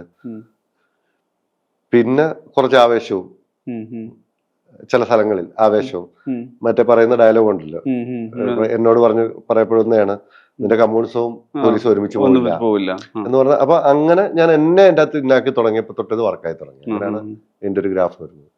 പിന്നെ ഒരു സംഗതി ഉണ്ടല്ലോ, ഇപ്പം ഞാൻ പറയുന്നത്, ഇപ്പം നമ്മളിപ്പോ കാണുന്നൊരു പോലീസിന്റെ ടെംപ്ലേറ്റ് സിനിമകളുണ്ട്. ആ ടെംപ്ലേറ്റ് സിനിമകളിൽ എങ്ങനെയാണ് മറ്റേ ആളുകൾക്ക് ഹരം കൊള്ളിക്കുന്ന രീതിയിൽ ഇപ്പം ഏത് രാഷ്ട്രീയക്കാരനെ എടുത്തിട്ടടിക്കാവുന്ന ഒരു അപ്രായോഗികത, എന്നുവെച്ചാൽ നമുക്കെന്തൊരു മോഹമുക്തി കിട്ടാൻ വേണ്ടിയിട്ട് ഉണ്ടാക്കുന്നു എന്നുള്ളതിനപ്പുറത്ത് ഒരിക്കലും ഇമ്പോസിബിൾ ആയിട്ടുള്ള ഒരു ഭരത്ചന്ദ്രന്മാരെയാണല്ലോ നമ്മൾ ഇതിൽ കാണുന്നത്. ഇപ്പൊ ഈ ജോസഫിലൂടെ വരുന്ന സമയത്ത് ഒരാളുടെ പ്രൊഫഷണലും പേഴ്സണൽ എക്സ്പീരിയൻസും മിക്സ് ചെയ്തിട്ട് കാണാം. എല്ലാ സിനിമയിലും അയാളിലെ വ്യക്തിയും അയാളുടെ ഓഫീസറും അതിനിടയിലുള്ള ഒരു കോൺഫ്ലിക്റ്റ് ആണല്ലോ പടം. ഇപ്പോൾ ജോസഫിന്റെ കാര്യത്തിലും അങ്ങനെയാണ് വരുന്നത്. അതിൽ പെട്ടുപോകുന്ന മനുഷ്യരാണ്. ഈ പോലീസിനെ കുറിച്ച് പറയുമ്പോൾ എപ്പോഴും അങ്ങനെ പൊളിറ്റിക്കലി പറയുന്നത് ഭരണകൂട ഉപകരണങ്ങളായിട്ടുള്ള ആളുകളാണ്. ഷാഹിയെ സംബന്ധിച്ച് ഇവര് ഭരണകൂട ഉപകരണങ്ങളാണ്, ഇരകളുമാണ്. ഇതിൽ 2 പേർക്കിടയിൽ പെട്ടിട്ടുള്ളത് ഈ മറ്റേ സിസ്റ്റത്തിനിടയിലും ഈ പറഞ്ഞ ഇപ്പുറത്ത് നീതി തേടിയിരിക്കുന്ന മനുഷ്യർക്ക് ഇടയിൽ പെട്ടുപോയ മനുഷ്യർ എന്നുള്ള നിലയിലാണ്. അത് ശരിക്കും ഒരു തുടർച്ച സംഭവിക്കുന്നുണ്ട്. ചെറിയ കാലയളവിലാണല്ലോ പോലീസിലുണ്ടായിരുന്നത്. എന്താ ഷാഹിയുടെ ഒരു ഒബ്സർവേഷൻ എന്താണ്? എന്നെ കുറിച്ച് കണ്ടാലുള്ള എന്റെ ഒബ്സർവേഷൻ, എമ്പതിയാണ് എനിക്ക് ലോക്കൽ സ്റ്റേഷനിൽ എന്നെ നിർത്താത്തത്. അല്ല, ഞാൻ ക്യാമ്പിലെ ജീവിതത്തിൽ ഞാൻ ഭയങ്കര ഹാപ്പി ആയിരുന്നു. അതായത് KP-യിലായിരുന്നാലും ഹാപ്പി ആയിരുന്നു, എയർ ക്യാമ്പിൽ ഹാപ്പി ആയിരുന്നു. ഞാൻ ലോക്കൽ സ്റ്റേഷനിൽ വന്നു കഴിയുമ്പോൾ ഞാൻ പറഞ്ഞു നേരത്തെ, എനിക്ക് കുറച്ച് ബുദ്ധിമുട്ടുകളുള്ളതാണ്, എമ്പതി കൂടുതലുള്ളതിന്റെ പ്രശ്നമുണ്ട്. പല കാര്യങ്ങളും കാണുമ്പോഴും ഭയങ്കര ഇമോഷണൽ പ്രശ്നം ഉണ്ടാവും. സോ ഇവിടെ ഞാൻ പറഞ്ഞ പോലീസുകാരനുണ്ട്, എനിക്ക് ഭയങ്കര ഇമോഷണലി ബുദ്ധിമുട്ടുണ്ടാക്കുന്ന സാഹചര്യങ്ങൾ ഞാൻ ഡീൽ ചെയ്യേണ്ടിയും വരുന്നു. ചിലപ്പോൾ എനിക്ക് അതായിരിക്കും എന്റെ ഡ്രൈവ് എന്ന് എനിക്ക് തോന്നുന്നു. കാരണം ഞാൻ നേരത്തെ പറഞ്ഞു, എനിക്കൊരു സൈക്കാട്രിക് പേഷ്യന്റിനെ പിടിക്കേണ്ടി വരും, പക്ഷെ എനിക്കത് മാനസികമായി ഭയങ്കര ബുദ്ധിമുട്ടുള്ള പരിപാടിയാണ്. ഇതിൽ ഒരു സീൻ അറിയാവുന്ന സീനാണ്, അത് ഞാൻ നേരിട്ട് കുട്ടിയുടെ സീൻ, അത് ഞാൻ അനുഭവിക്കപ്പെട്ടിട്ടുള്ള സീനാണ്. അത് കുട്ടിയുടെ സീൻ അതല്ല, മറ്റത് ആദ്യത്തെ ചന്ദ്രന്റെ സീൻ പറയുന്നത്. അപ്പൊ അത് ഞാൻ ഡീൽ ചെയ്യേണ്ടി വന്നിട്ടുണ്ട്. അത് ഇതുപോലല്ല, സിനിമയ്ക്ക് ഞാൻ മാറ്റിയെങ്കിലും ഭയങ്കര പ്രായമായ ഒരു SI ആയിരുന്നു എൻ്റെ കൂടെ ഉള്ള. പെട്ടെന്ന് ഇങ്ങനെ വിളിക്കുന്നു, സെയിം സിറ്റുവേഷൻസ് ഒക്കെ തന്നെ. എൻ്റെ ഒരു സാധനം വെച്ചാൽ, അയാൾ വെട്ടിട്ട് അവരുടെ അമ്മയുടെ പ്രായമായ ഒരു സ്ത്രീയുടെ കാലിൽ മുറിവും അത് തോർത്തൊക്കെ വെട്ടി വെച്ചിട്ട് കോളനിക്കുള്ളി വേറെ ആരും സഹായത്തിന് വിളിക്കാനില്ല. അവിടെ ചെല്ലുന്നു, ഞാൻ കയറി ചെല്ലുന്നു, ഇതേ സംഭവം തന്നെ എറിയുന്നു, തിരിച്ചു പോരേണ്ടി വരുന്നു. അപ്പം ഓഫീസർ പറയുന്നത്, നിനക്കെന്നെ പണിയില്ല, ഇവിടെ നാട്ടുകാരില്ല, അവരുടെ ബന്ധുക്കളില്ല, ആരും ഇല്ല, ഈ എന്നെ കൊണ്ട് ഈ ആരോഗ്യം വെച്ചുകൊണ്ട് അവനെ പിടിക്കാനും പറ്റില്ല, അവിടെ പോയി വല്ലതും കിട്ടിയാലോ എന്ന് പറഞ്ഞ് അവിടുന്ന് പോരുവാണ്. പോരുമ്പോ എന്റെ പ്രശ്നം കുമാരദാസ് ചെയ്ത റോൾ, ആ ക്യാരക്ടർ അല്ല, തിരിച്ചു പോകുമ്പോൾ പുള്ളി പറഞ്ഞു നമുക്ക് നൈറ്റ് പെട്രോളിങ്ങിന് പോവാം. അപ്പൊ ഇടയ്ക്ക് വണ്ടി വെക്കുന്നുണ്ട്, എനിക്ക് ആങ്സൈറ്റി തുടങ്ങി, എമ്പതി തുടങ്ങി, പ്രശ്നങ്ങളായി. എനിക്ക് സെയിം പ്രായത്തിലുള്ള കുട്ടി, മകൻ വീട്ടിലുണ്ട്. അപ്പം എന്റെ കൈ വരയ്ക്കാൻ തുടങ്ങി. അപ്പം എനിക്ക് കുറച്ച് പ്രശ്നമായി. അപ്പൊ ഞാൻ മാറി നിന്ന് GD എന്ന് പറയും, കോളിൻ സാർ എന്ന് പറയും, പറഞ്ഞാലായിരിക്കും മറ്റേ ജോസഫിൽ ജോജു എന്നിട്ട് ചോദിക്കുമ്പോൾ സ്റ്റേഷനിൽ നിന്ന് ഭക്ഷണം കഴിച്ചുകൊണ്ട് കൊടുക്കുന്നത്. കോളിൻ സാറിനെ വിളിച്ചിട്ട് സാർ എന്നെയാണ് കാണുന്നത് പറയും. അപ്പൊ പറഞ്ഞ് ഞാൻ ഡീൽ ചെയ്യാം, ഒരു കാര്യം ഞാൻ ഫയർഫോഴ്സിനെ വിളിക്കാം, എന്നാലും ഇവിടുന്ന് മെന്നൊന്നും ഇല്ല, ഞങ്ങളുടെ ചെറിയ സ്റ്റേഷനാണ്, ആരുമില്ല, നമുക്ക് അങ്ങനെ വിളിക്കാന്ന് പറഞ്ഞ് അങ്ങനെ കോളിൻ സാർ വന്ന് ഞങ്ങളെ പോയി അയാളെ പിടിച്ചു കെട്ടി. അതൊക്കെ നമ്മൾ എനിക്കത് ഭയങ്കര കുറെ നാളത്തേക്ക് എനിക്ക് പ്രശ്നമായിരുന്നു. ഞാൻ ഇതാണ് പറയുന്നത്, എപ്പോഴും പോലീസുകാരൻ അവന് ഏറ്റവും ബുദ്ധിമുട്ടുള്ള സ്ഥലത്ത് നിന്ന് വർക്ക് ചെയ്യേണ്ടി വരുമ്പോൾ ഉണ്ടാകുന്ന ഒരു തരം. അതാണ് ജോസഫിലും നമ്മൾ അയാളുടെ ഒരു തകർച്ചയുടെ ഒരു പോയിന്റ് വരുന്നത്. ആ ഒരു സിറ്റുവേഷൻ പുള്ളി ഫീൽ ചെയ്ത് കഴിഞ്ഞാൽ ഒരു തരം നംനെസ് ഉണ്ടാകും. ജോസഫിൽ ഈ പറഞ്ഞ അയാൾ ഒരു കാലത്ത് അയാളുടെ ഏറ്റവും അടുത്തുണ്ടായിരുന്ന ഒരാളുടെ ബോഡി കാണുമ്പോൾ ഉണ്ടായ സാധനം പോലെ തന്നെ ഇയാൾക്ക് എവിടെയോ ഈ കുട്ടികൾ എന്നുള്ള സംഗതി ഉണ്ടല്ലോ. വേറെ ഒരു സോഷ്യൽ റിയാലിറ്റി ഉണ്ടല്ലോ. ഞാൻ പറഞ്ഞ ഇത്തരം ക്രൈം സീൻ, നമ്മൾ ഈ ക്രൈം സീൻ എന്ന് പറയുമ്പോൾ അതിന് പലതരം കാര്യമുണ്ട്. അതൊരു ഇത് ഗാർഹിക പീഡന സ്വഭാവത്തിലുള്ളതായാലും കുട്ടികളുടെ മേലും, ഇവിടെ എല്ലാം കുട്ടികൾ വിക്റ്റിമാവുന്ന ഒരു വലിയ ഏരിയ പറയുന്നത്. നമ്മളത് ഈ സിനിമയിൽ അത് ഭയങ്കര പ്രധാനമായിട്ട് കാണിക്കുന്നുണ്ട്. ഞാൻ പറഞ്ഞ അതൊരു ഈ സമീപകാലത്ത് പല വീഡിയോയായും സംഗതിയായി വന്ന സാധനമാണല്ലോ. ഇതിലേക്ക് അത് ഇൻകോർപ്പറേറ്റ് ചെയ്യാനുള്ള ഒരു കാരണം അതും ഒരു പേഴ്സണൽ എക്സ്പീരിയൻസ്. ഇപ്പൊ നമ്മളൊരു പോലീസ് സ്റ്റേഷനിൽ ചെന്നാൽ അതൊരു കുടുംബ പ്രശ്നമാണേലും അയൽത്തർക്കമാണേലും എല്ലായിടത്തും സ്റ്റേഷനിൽ കുട്ടികൾ ഒറ്റപ്പെട്ടു പോയാലും ഇതിന്റെ ഒരു ഭാഗം കണ്ടുകൊണ്ടിരിക്കുന്നതാണ്. ഇത് ചിലപ്പം സ്റ്റേഷനിൽ വന്ന് പോലീസുകാരൊന്നും പറയുന്നില്ല, പോലീസുകാർക്ക് ഇതിലൊക്കെ മദ്യം വൃത്തിയാവുക, പിന്നെ മോശമാണെന്ന് തോന്നുന്ന ഒരാളോട് നീ അങ്ങനെ ചെയ്യരുതെന്ന് ഷൗട്ട് ചെയ്ത് പറയേണ്ടി വരും, ഉപദ്രവിക്കുകയല്ല, പേടിപ്പിച്ച് നിർത്തേണ്ടി വരും. അപ്പൊ ഇതെല്ലാം ഈ കുട്ടികൾ കണ്ടുകൊണ്ടാണ് ഇരിക്കുന്നത് സ്റ്റേഷനിൽ. എനിക്കൊന്ന് അതിന്റെ ഭാഗമായിട്ടായിരിക്കും പിന്നീട് ഇപ്പം കുട്ടികൾക്ക് വേണ്ടി ഒരു പ്ലേ ഗ്രൗണ്ട് വരെ വെക്കണമെന്ന് പറഞ്ഞ അത്രയും ഒരു പഠനത്തിന്റെ പുറത്തായിരിക്കും ചിലപ്പോൾ പോലീസ് സ്റ്റേഷനിൽ കുട്ടികൾ സൗഹൃദം എന്ന് പറഞ്ഞ പോലീസിനെ ഭയക്കാതിരിക്കുക. കാരണം ഇത് ഫാമിലി കൊണ്ടുവരികയും ചെയ്യും. അല്ലെങ്കിൽ ഒരു വഴിത്തർക്കം നടക്കുന്ന, രണ്ട് സംഘർഷം നടക്കുന്നിടത്തും പോലീസ് എന്നാ ബിഹേവ് ചെയ്യുന്നത് കാണുമ്പോൾ കുട്ടികൾ കാണുന്ന ഒരു സാധനമുണ്ട്. കുട്ടികളാണ് ഈ ഫാമിലി ട്രോമകളും എല്ലാം ഏറ്റെടുക്കുന്നത്. അങ്ങനെ ഒരു തോന്നലുണ്ട്. അപ്പൊ അത് മിക്കവാറും നമ്മൾ എവിടെ ചെന്നാലും കുട്ടികളില്ലാത്തൊരു സ്ഥലമില്ല. അപ്പൊ ആ ട്രോമകൾ ആ കുട്ടികളുടെ കണ്ണിൽ നമുക്ക് കാണാൻ പറ്റും. ഇപ്പം ഒരു ഇൻസിഡന്റ്, ഞാൻ പണ്ട് ക്യാമ്പിലായിരുന്ന സമയത്ത് ഒരു ഇൻസിഡന്റ് ഉണ്ട്, എന്നെ ഹട്ട് ചെയ്ത ഇൻസിഡൻസ് പറയുക ബോറാവില്ല. അപ്പം ഞാൻ ഫിംഗർ പ്രിന്റോടാണ് അന്ന് വർക്ക് ചെയ്യുന്നത്. അപ്പോൾ ഫോട്ടോഗ്രാഫർ ഉണ്ട്, ജോർജ് ജൂട്ടി സാർ എന്ന് പറഞ്ഞ ഡിപ്പാർട്ട്മെന്റ്. അപ്പൊ ഞങ്ങളൊരു മരണ വീട്ടിൽ ചെല്ലുന്നപ്പോൾ അത് പുള്ളി മരിച്ചു, പോസ്റ്റ്മോർട്ടം ചെയ്യാതെ അടക്കാൻ പോകുന്നു. ആ സമയത്ത് അമ്മായിയമ്മ മരുമോളം ചെയ്തതാണെന്ന് പറയുന്നു. ഫ്രീസറി വെച്ചിരിക്കുമായിരുന്നു. പിന്നെ നടക്കാൻ പോകുമ്പോഴാണ് പിന്നെ പോലീസ് വരുന്നതും പോലീസിൽ അറിയിക്കുക, അങ്ങനെ വന്നു ഈ സംഭവം നടക്കുന്നത്. അപ്പം ഈ ബോഡി നിലത്തോട്ട് വെക്കുന്നു, നമുക്ക് ഇൻക്വസ്റ്റ് നടത്തുള്ളൂ മൊത്തം കഴിക്കുന്നു. അപ്പം ഈ കാലൊക്കെ കെട്ടി വെച്ചിരിക്കുകയാണ്. അപ്പം ഡ്രസ്സൊക്കെ ഇട്ടിട്ടാണല്ലോ ക്രിസ്ത്യൻ ഇതാണ്.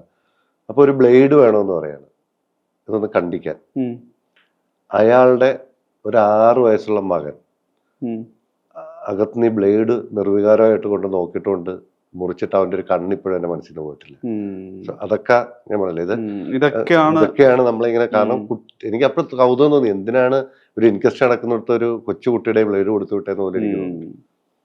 അല്ല, ഇതിൽ വേറൊരു കാര്യം, ഇപ്പം ജോസഫ് മുതലുള്ളൊരു സംഗതി നോക്കുവാണെങ്കിൽ, നമ്മൾ ആക്ടേഴ്സ് നോക്കുകയാണ്, നമ്മൾ സിനിമ എന്നുള്ളത് നോക്കുവാണെങ്കിൽ, ജോജു എന്ന് പറഞ്ഞ ഒരാളുടെ കരിയർ ഇപ്പം ഏറ്റവും ഒടുവിൽ കമൽഹാസൻ പ്രശംസിക്കുന്നതിന് മറുപടിയായിട്ടും ജോജു പറയുന്നത് ജോജുവിന്റെ ഒരു ആക്ടിങ്ങിൽ ഒരു കോൺഫിഡൻസ് അല്ലെങ്കിൽ ഒരു ഗെയിം ചേഞ്ചർ ആയിട്ടുള്ള പടമായിട്ടാണ് ജോസഫ്. നമ്മളും അങ്ങനെ തന്നെ കാണുന്നത്, ഒരു പെർഫോമൻസ്, ഒരു ഡീപ്പ് ഇൻവോൾവ് ആയിട്ടുള്ള പെർഫോമൻസ്. ഇപ്പം ഇതിൽ ദിലീഷ് പോത്തൻ അങ്ങനെ വരുന്നു. ഇപ്പോൾ പ്രവീൺ മൈക്കിൾ ആണെങ്കിലും ഈ പറഞ്ഞ ഹരി ആണെങ്കിലും ചാക്കോച്ചന്റെ കരിയറിലും ഭയങ്കര പ്രധാനപ്പെട്ട റോളാണ്. ജോജുവിന്റെ തന്നെ നായാട്ടിൽ നോക്കിയാൽ അങ്ങനെയാണ്, സൗബിൻ ഇലവിഴ പൂഞ്ചറയിൽ അങ്ങനെയാണ്, സുനിത നായാട്ടിൽ, നിമിഷ സജയൻ അങ്ങനെയാണ്. ഇവരുടെ എല്ലാം ഒരു കരിയറിലെ ഏറ്റവും പ്രധാനപ്പെട്ട ഒരു പെർഫോമൻസ് എന്നുള്ളത്. ഷാഹി താരതമ്യേന തുടക്കക്കാരനാണ്. ഈ ഞാൻ പറയുന്നത് ഇവരെല്ലാം അവരുടെ ഏറ്റവും പ്രധാനപ്പെട്ട പെർഫോമൻസ് കാഴ്ചവെച്ചിട്ടുള്ള സിനിമകളിലൊന്ന് നിങ്ങളുടെ സിനിമയാണ്. എന്താണ് അത്? ചുരുങ്ങിയ കാലത്തിനുള്ളിലാണല്ലോ അത് സാധ്യമാകുന്നത്. അതെന്തായിരിക്കും?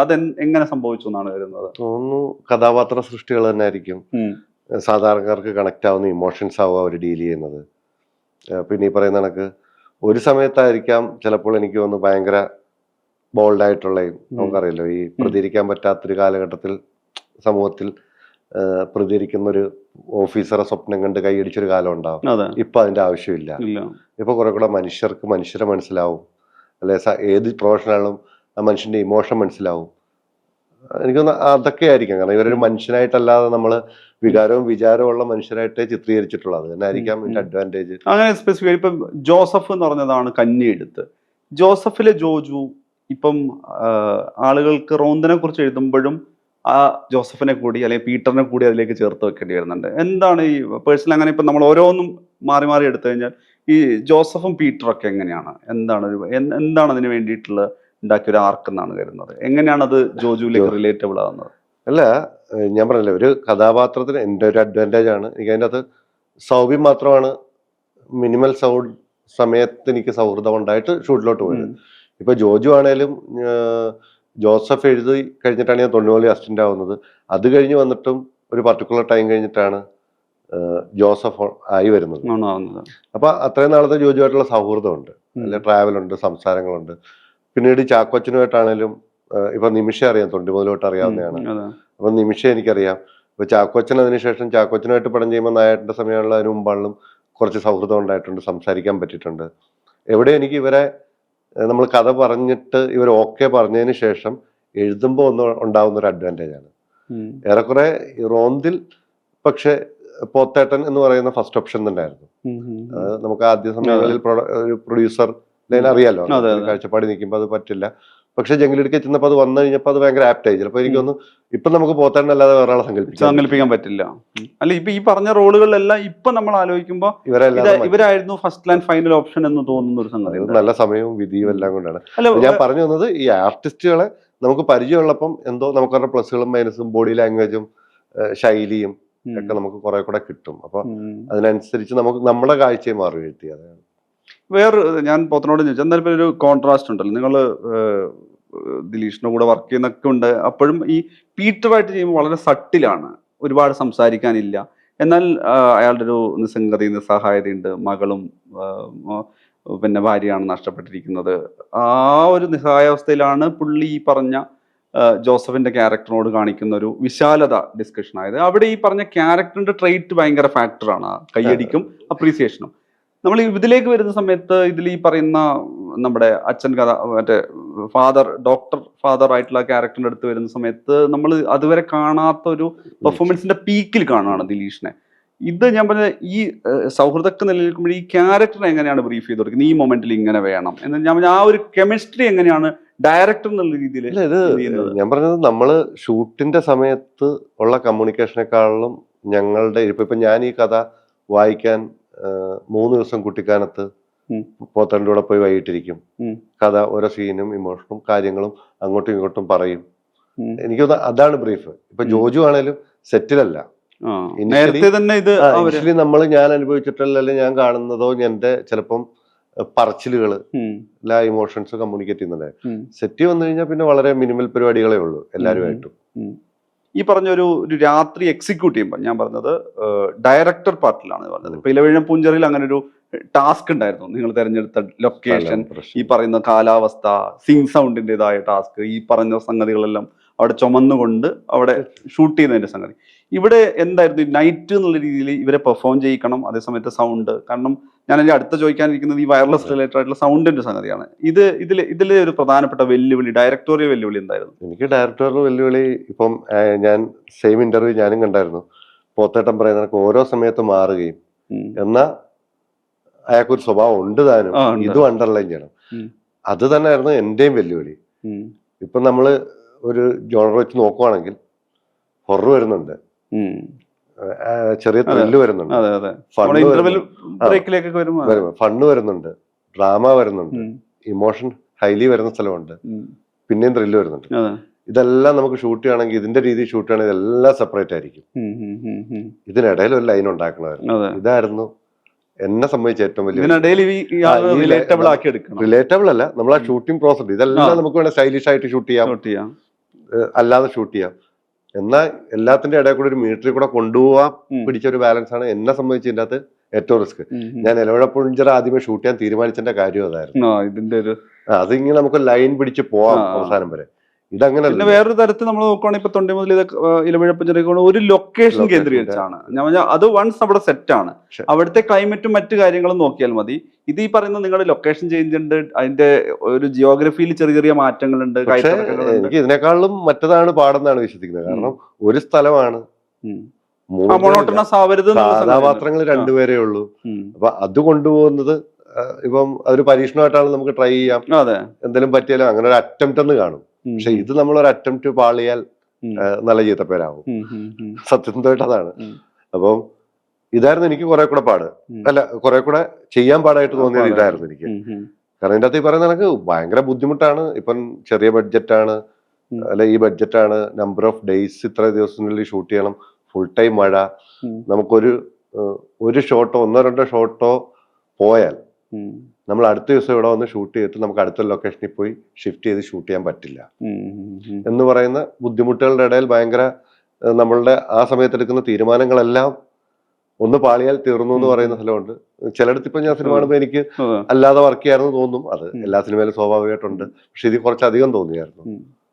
ഇപ്പൊ ഈ പടങ്ങളെല്ലാം ഇപ്പൊ ഈവൻ ഓഫീസർ ഡ്യൂട്ടിയിൽ ഈ പറയുന്ന ഒരു ഫീൽ ഗുഡ് എന്ന് നമ്മൾ പറയാവുന്ന ഒരു എൻഡ് ഉണ്ടെന്ന് പറഞ്ഞു കഴിഞ്ഞാൽ ബാക്കി എല്ലാ ഹാപ്പി ആവുന്നു, പ്രേക്ഷകർ ഹാപ്പി ആവുന്നുള്ളെങ്കിലും നമ്മൾ ഒരു പോയിന്റിലെത്തിയാൽ, ഒരു പ്രധാനപ്പെട്ട ഒരു പോയിന്റിലെത്തിയാൽ പിന്നെ വളരെ ഡിപ്രസീവ് ആയിട്ടുള്ള അവസ്ഥയിലേക്ക് കൂടി പോകുന്ന ഒരു ട്രോമയിലൂടെ കടന്നു പോകുന്നവരാണ് ജോസഫ് മുതൽ ഈ പറഞ്ഞ റോന്ത് വരെയുള്ള ക്യാരക്ടർ. ഞാൻ പറഞ്ഞത് ഷാഹി നെറേറ്റീവ് സ്ട്രക്ചർ മാറ്റുന്നുണ്ട്, കഥാപാത്രങ്ങളെല്ലാം മാറുന്നുണ്ട്. പക്ഷെ ഈ പറഞ്ഞ കഥാപാത്രങ്ങളുടെ ഒരു മാനസികാവസ്ഥയിൽ ഒരു അടിതട്ടൽ, അതിനൊരു തുടർച്ച അല്ലെങ്കിൽ ആവർത്തനം വരുന്നതായിട്ട് തോന്നിയിട്ടില്ലേ? സ്വാഭാവികമായിട്ടും അടുത്തോട്ട് അത് മാറേണ്ടി വരും. ഞാനിപ്പോൾ തമാശക്ക് ഞങ്ങളുടെ പറയുന്നത് ഇപ്പോൾ സുഹൃത്തുക്കളും പറയാറുണ്ട്. പക്ഷേ ബുദ്ധിമുട്ടുള്ളൊരു മനുഷ്യനാണ് പ്രേക്ഷകന് ഇപ്പോഴത്തെ കാലത്ത് ഒരു ഹീറോയെക്കാളിലും ഒരു സാധാരണ മനുഷ്യനോടാണ് കുറച്ചുകൂടെ അടുപ്പം തോന്നുന്നത്. ആ അടുപ്പമായിരിക്കും ചിലപ്പോൾ ഈ സിനിമകളുടെ ഇത്. അതുകൊണ്ടാണ് ചാക്കോച്ചന്റെ ക്യാരക്ടറിൽ ആദ്യമേ അടുപ്പം ഉണ്ടാക്കിയാൽ മാത്രമേ പിന്നെ അപ്പുറത്ത് ഹീറോ ആവുമ്പോൾ പുള്ളി എന്ത് ചെയ്താലും ഓക്കെ ആണെന്ന് പ്രേക്ഷകന് തോന്നണമെങ്കിൽ ആ ഒരു ബാലൻസിങ് വേണമെന്നുള്ള ചിന്ത ഉണ്ടായിരുന്നു. അതുകൊണ്ടാണ് ഓഫീസർ ഓൺ ഡ്യൂട്ടി തുടക്കത്തിൽ ഇത് വന്നത്. ബാക്കി എല്ലാ സിനിമയിലും പയ്യ അഴിഞ്ഞഴിഞ്ഞു വരുന്നതാണെങ്കിൽ ഇത് തുടക്കത്തിൽ തന്നെ വെക്കേണ്ടി വന്നേ അതുകൊണ്ടാണ്.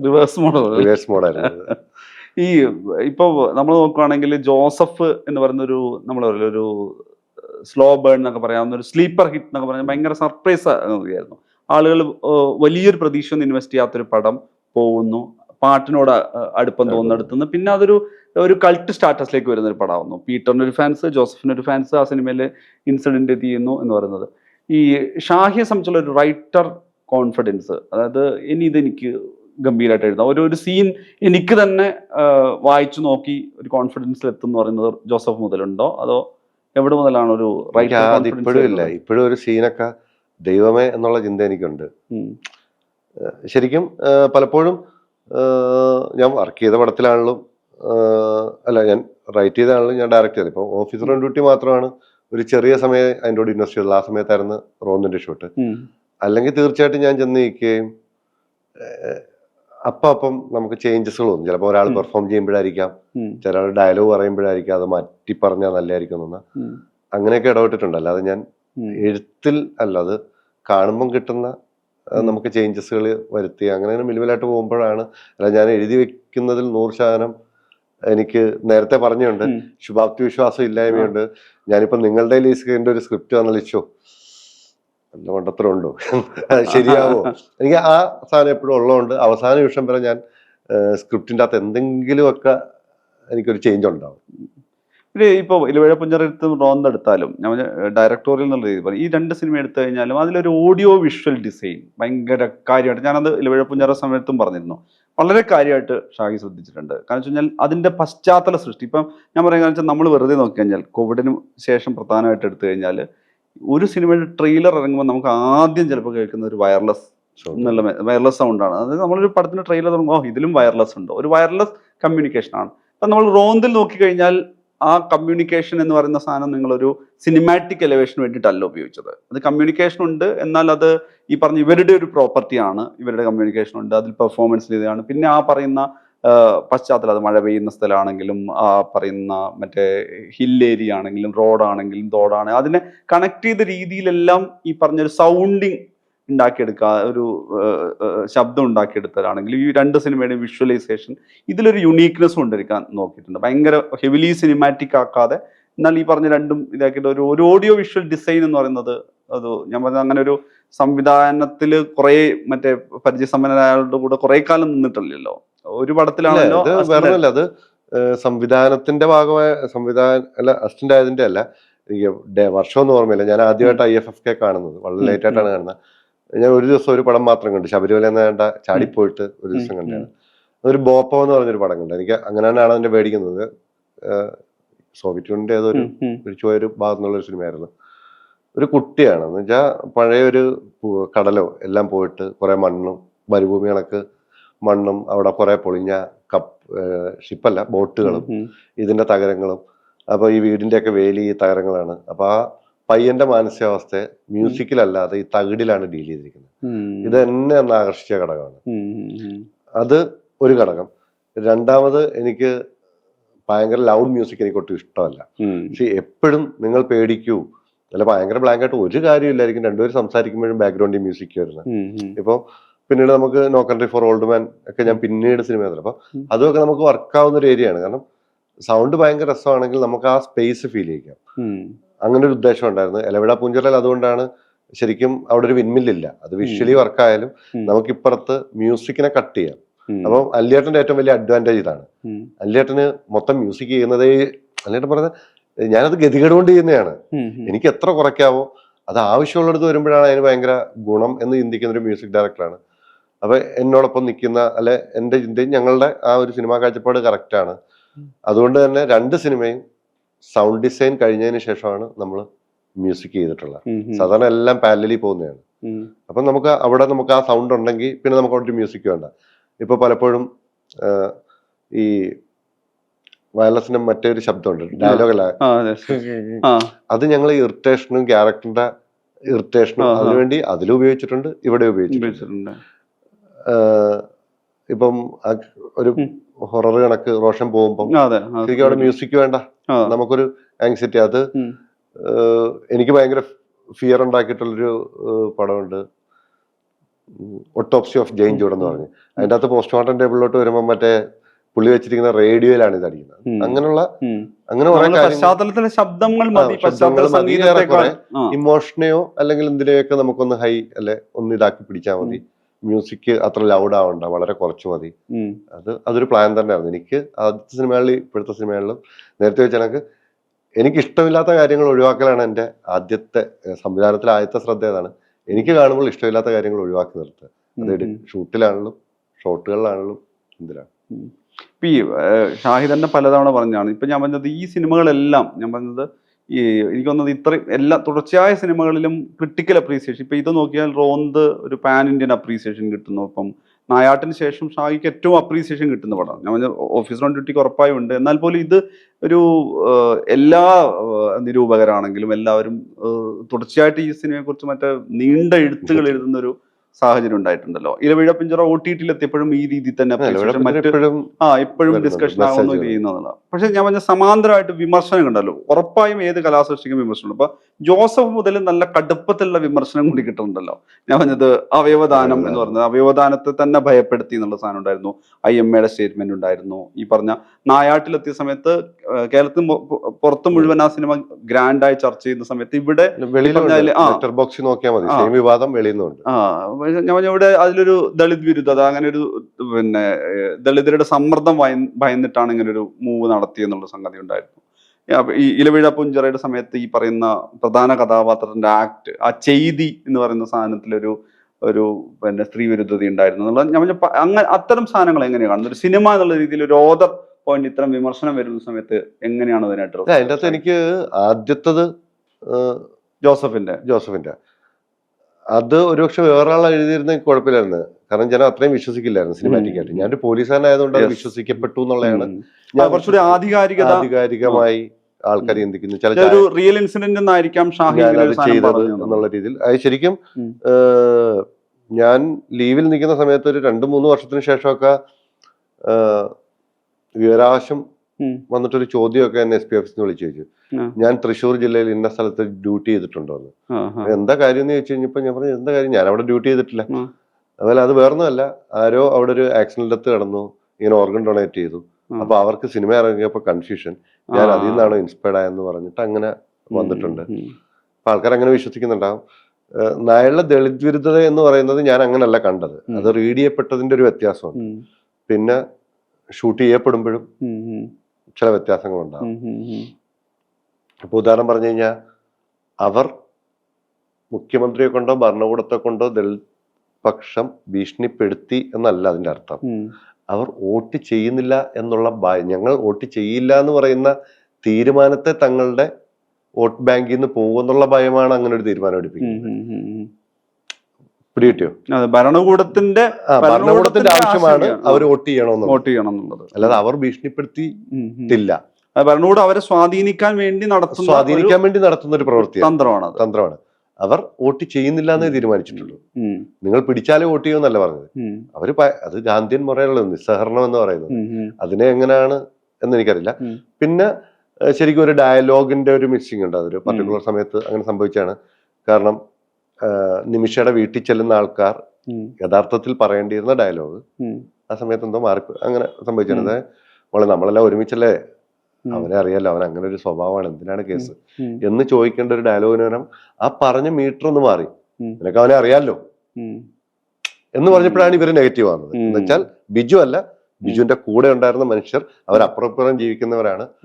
മോളെ അവന്റെ സ്വഭാവം അറിയാലോ, അതൊന്ന് വലിക്കൂ എന്ന് പറയുന്നത് അവന്റെ സ്വഭാവം അറിയാലോ എന്ന് പറയുന്ന ഒരു സാധനത്തിലുണ്ടായി. പിന്നെ രണ്ടാമത് ഞാൻ ചോദിച്ചത്, ഇപ്പം ഒരു കോംപ്രമൈസ് വരുന്നു, SP വിളിച്ചിട്ട് വോട്ട് ചെയ്യിക്കണമെന്ന് പറയുമ്പോൾ ആ നേതാവിന് കാശ് ആവശ്യപ്പെടാം, പണം ആവശ്യപ്പെടാം, അയാൾ അപ്പം നിൽക്കുന്ന രീതിയിൽ അത് കോംപ്രമൈസ് ചെയ്യാൻ.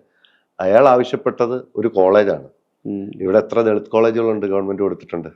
സോ ഞങ്ങളുടെ ആൾക്കാർ പഠിക്കണമെന്ന് പറഞ്ഞപ്പോ ഇപ്പൊ പൊയ്കയിൽ കുമാരദേവനാണെങ്കിലും ഇപ്പൊ ഞാൻ ഏറ്റവും ഫോളോ ചെയ്യുന്ന ആൾക്കാരാണ് എല്ലാം വിദ്യാഭ്യാസം സ്വന്തം സമൂഹത്തിൽ ഉണ്ടാവണമെന്ന് ആഗ്രഹിക്കുന്ന, അത് ഒരു പ്രഷറായിട്ടും അല്ല പറയുന്നത്, അത് ചെയ്തു കളഞ്ഞാൽ കൊള്ളാം. അപ്പോഴും അവർക്കത് പവറായിട്ടല്ല അവിടെ പ്രസന്റ് ചെയ്തിരിക്കുന്നതെന്നാണ് ഞാൻ വിശ്വസിക്കുന്നത്. ഞാൻ ആക്ച്വലി അങ്ങനെ എന്റെ പോയിന്റ് ഓഫ് വ്യൂ ഒരു ദളിത് വിരുദ്ധ എന്ന് പറഞ്ഞിട്ടില്ല. പിന്നെ 50,000 വോട്ടെന്ന് പറയുന്നത് ചില മിസ്സിംഗ് ആണ്, നമ്മളറിയാലോ. 5000 എന്ന് പറഞ്ഞതിന് 50,000 എന്നുള്ള സ്ഥാനത്തിൽ വന്നുപോയി. അല്ലാതെ ഞാൻ അതിനെ കണ്ടിട്ടില്ല. പിന്നെ ഇപ്പുറത്തെ സൈഡിൽ ബിജു എന്ന് പറയുന്ന കഥാപാത്രത്തെ ഞാൻ പലപ്പോഴും സ്റ്റേഷനുകളിൽ കണ്ടിട്ടുണ്ട്.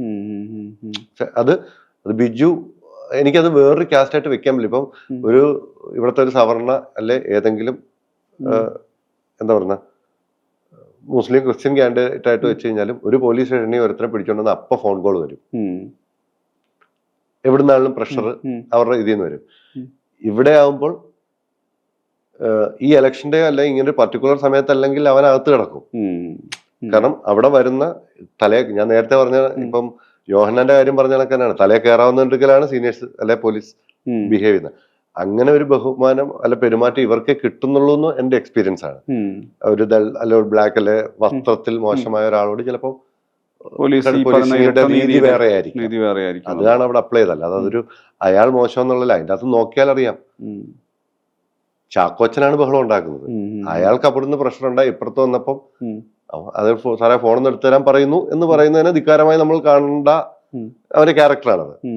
അവിടെ കയറി ഞാൻ എടുത്തു തരണമെന്ന് പറഞ്ഞ് പിടിക്കുന്നത് ആരുടെയാണ്? അധികാരമനോഭാവം ചാക്കോച്ചൻ ചെയ്ത ക്യാരക്ടറിന്റെയാണ്.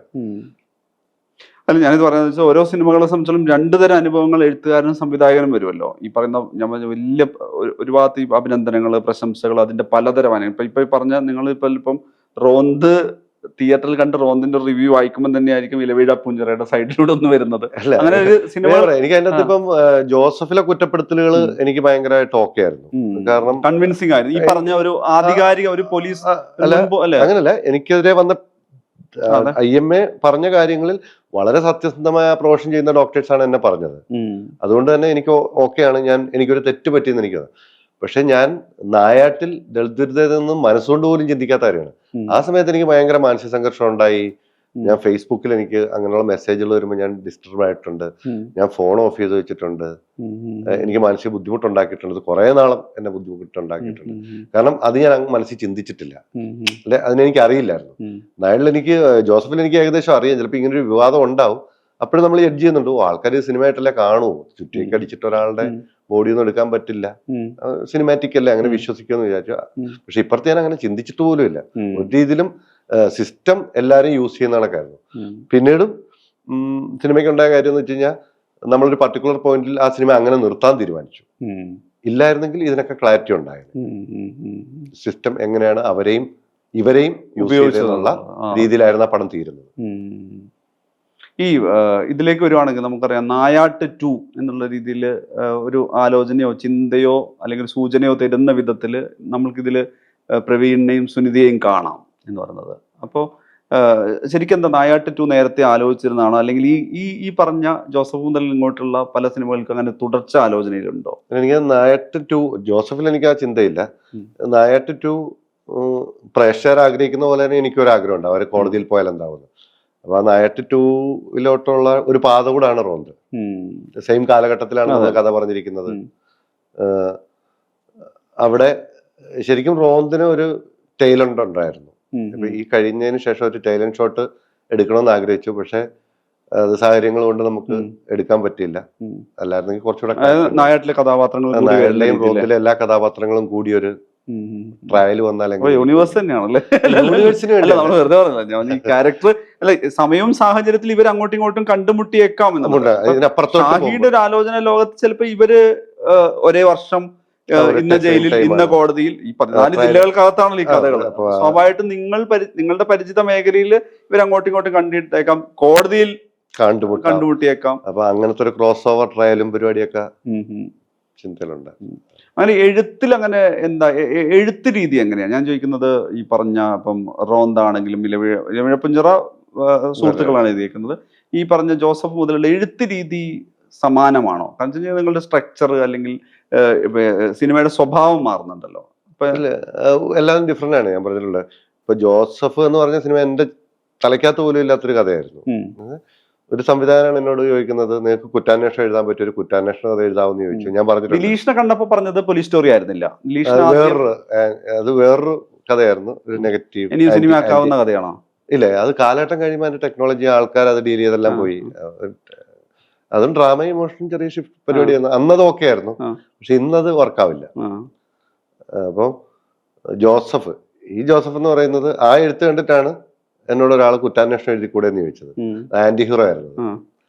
അപ്പോ ഞാൻ പണ്ട് പറഞ്ഞു, ഇപ്പൊ അലമ്പായിരിക്കുന്ന ഒരു ഡയലോഗാണ്, മമ്മൂക്കായെ വെച്ച് ചിന്തിച്ചൂടെ എന്ന് പറഞ്ഞിട്ട് അങ്ങനെ എഴുതിയ ഒരു കുറ്റാന്വേഷണം എഴുതണം. അപ്പം ഈ പറഞ്ഞ നമ്മൾ ആദ്യത്തെ സിനിമ വിനായകന് വേണ്ടിയിട്ടാണ് ആദ്യം ഒരു എഴുത്ത്.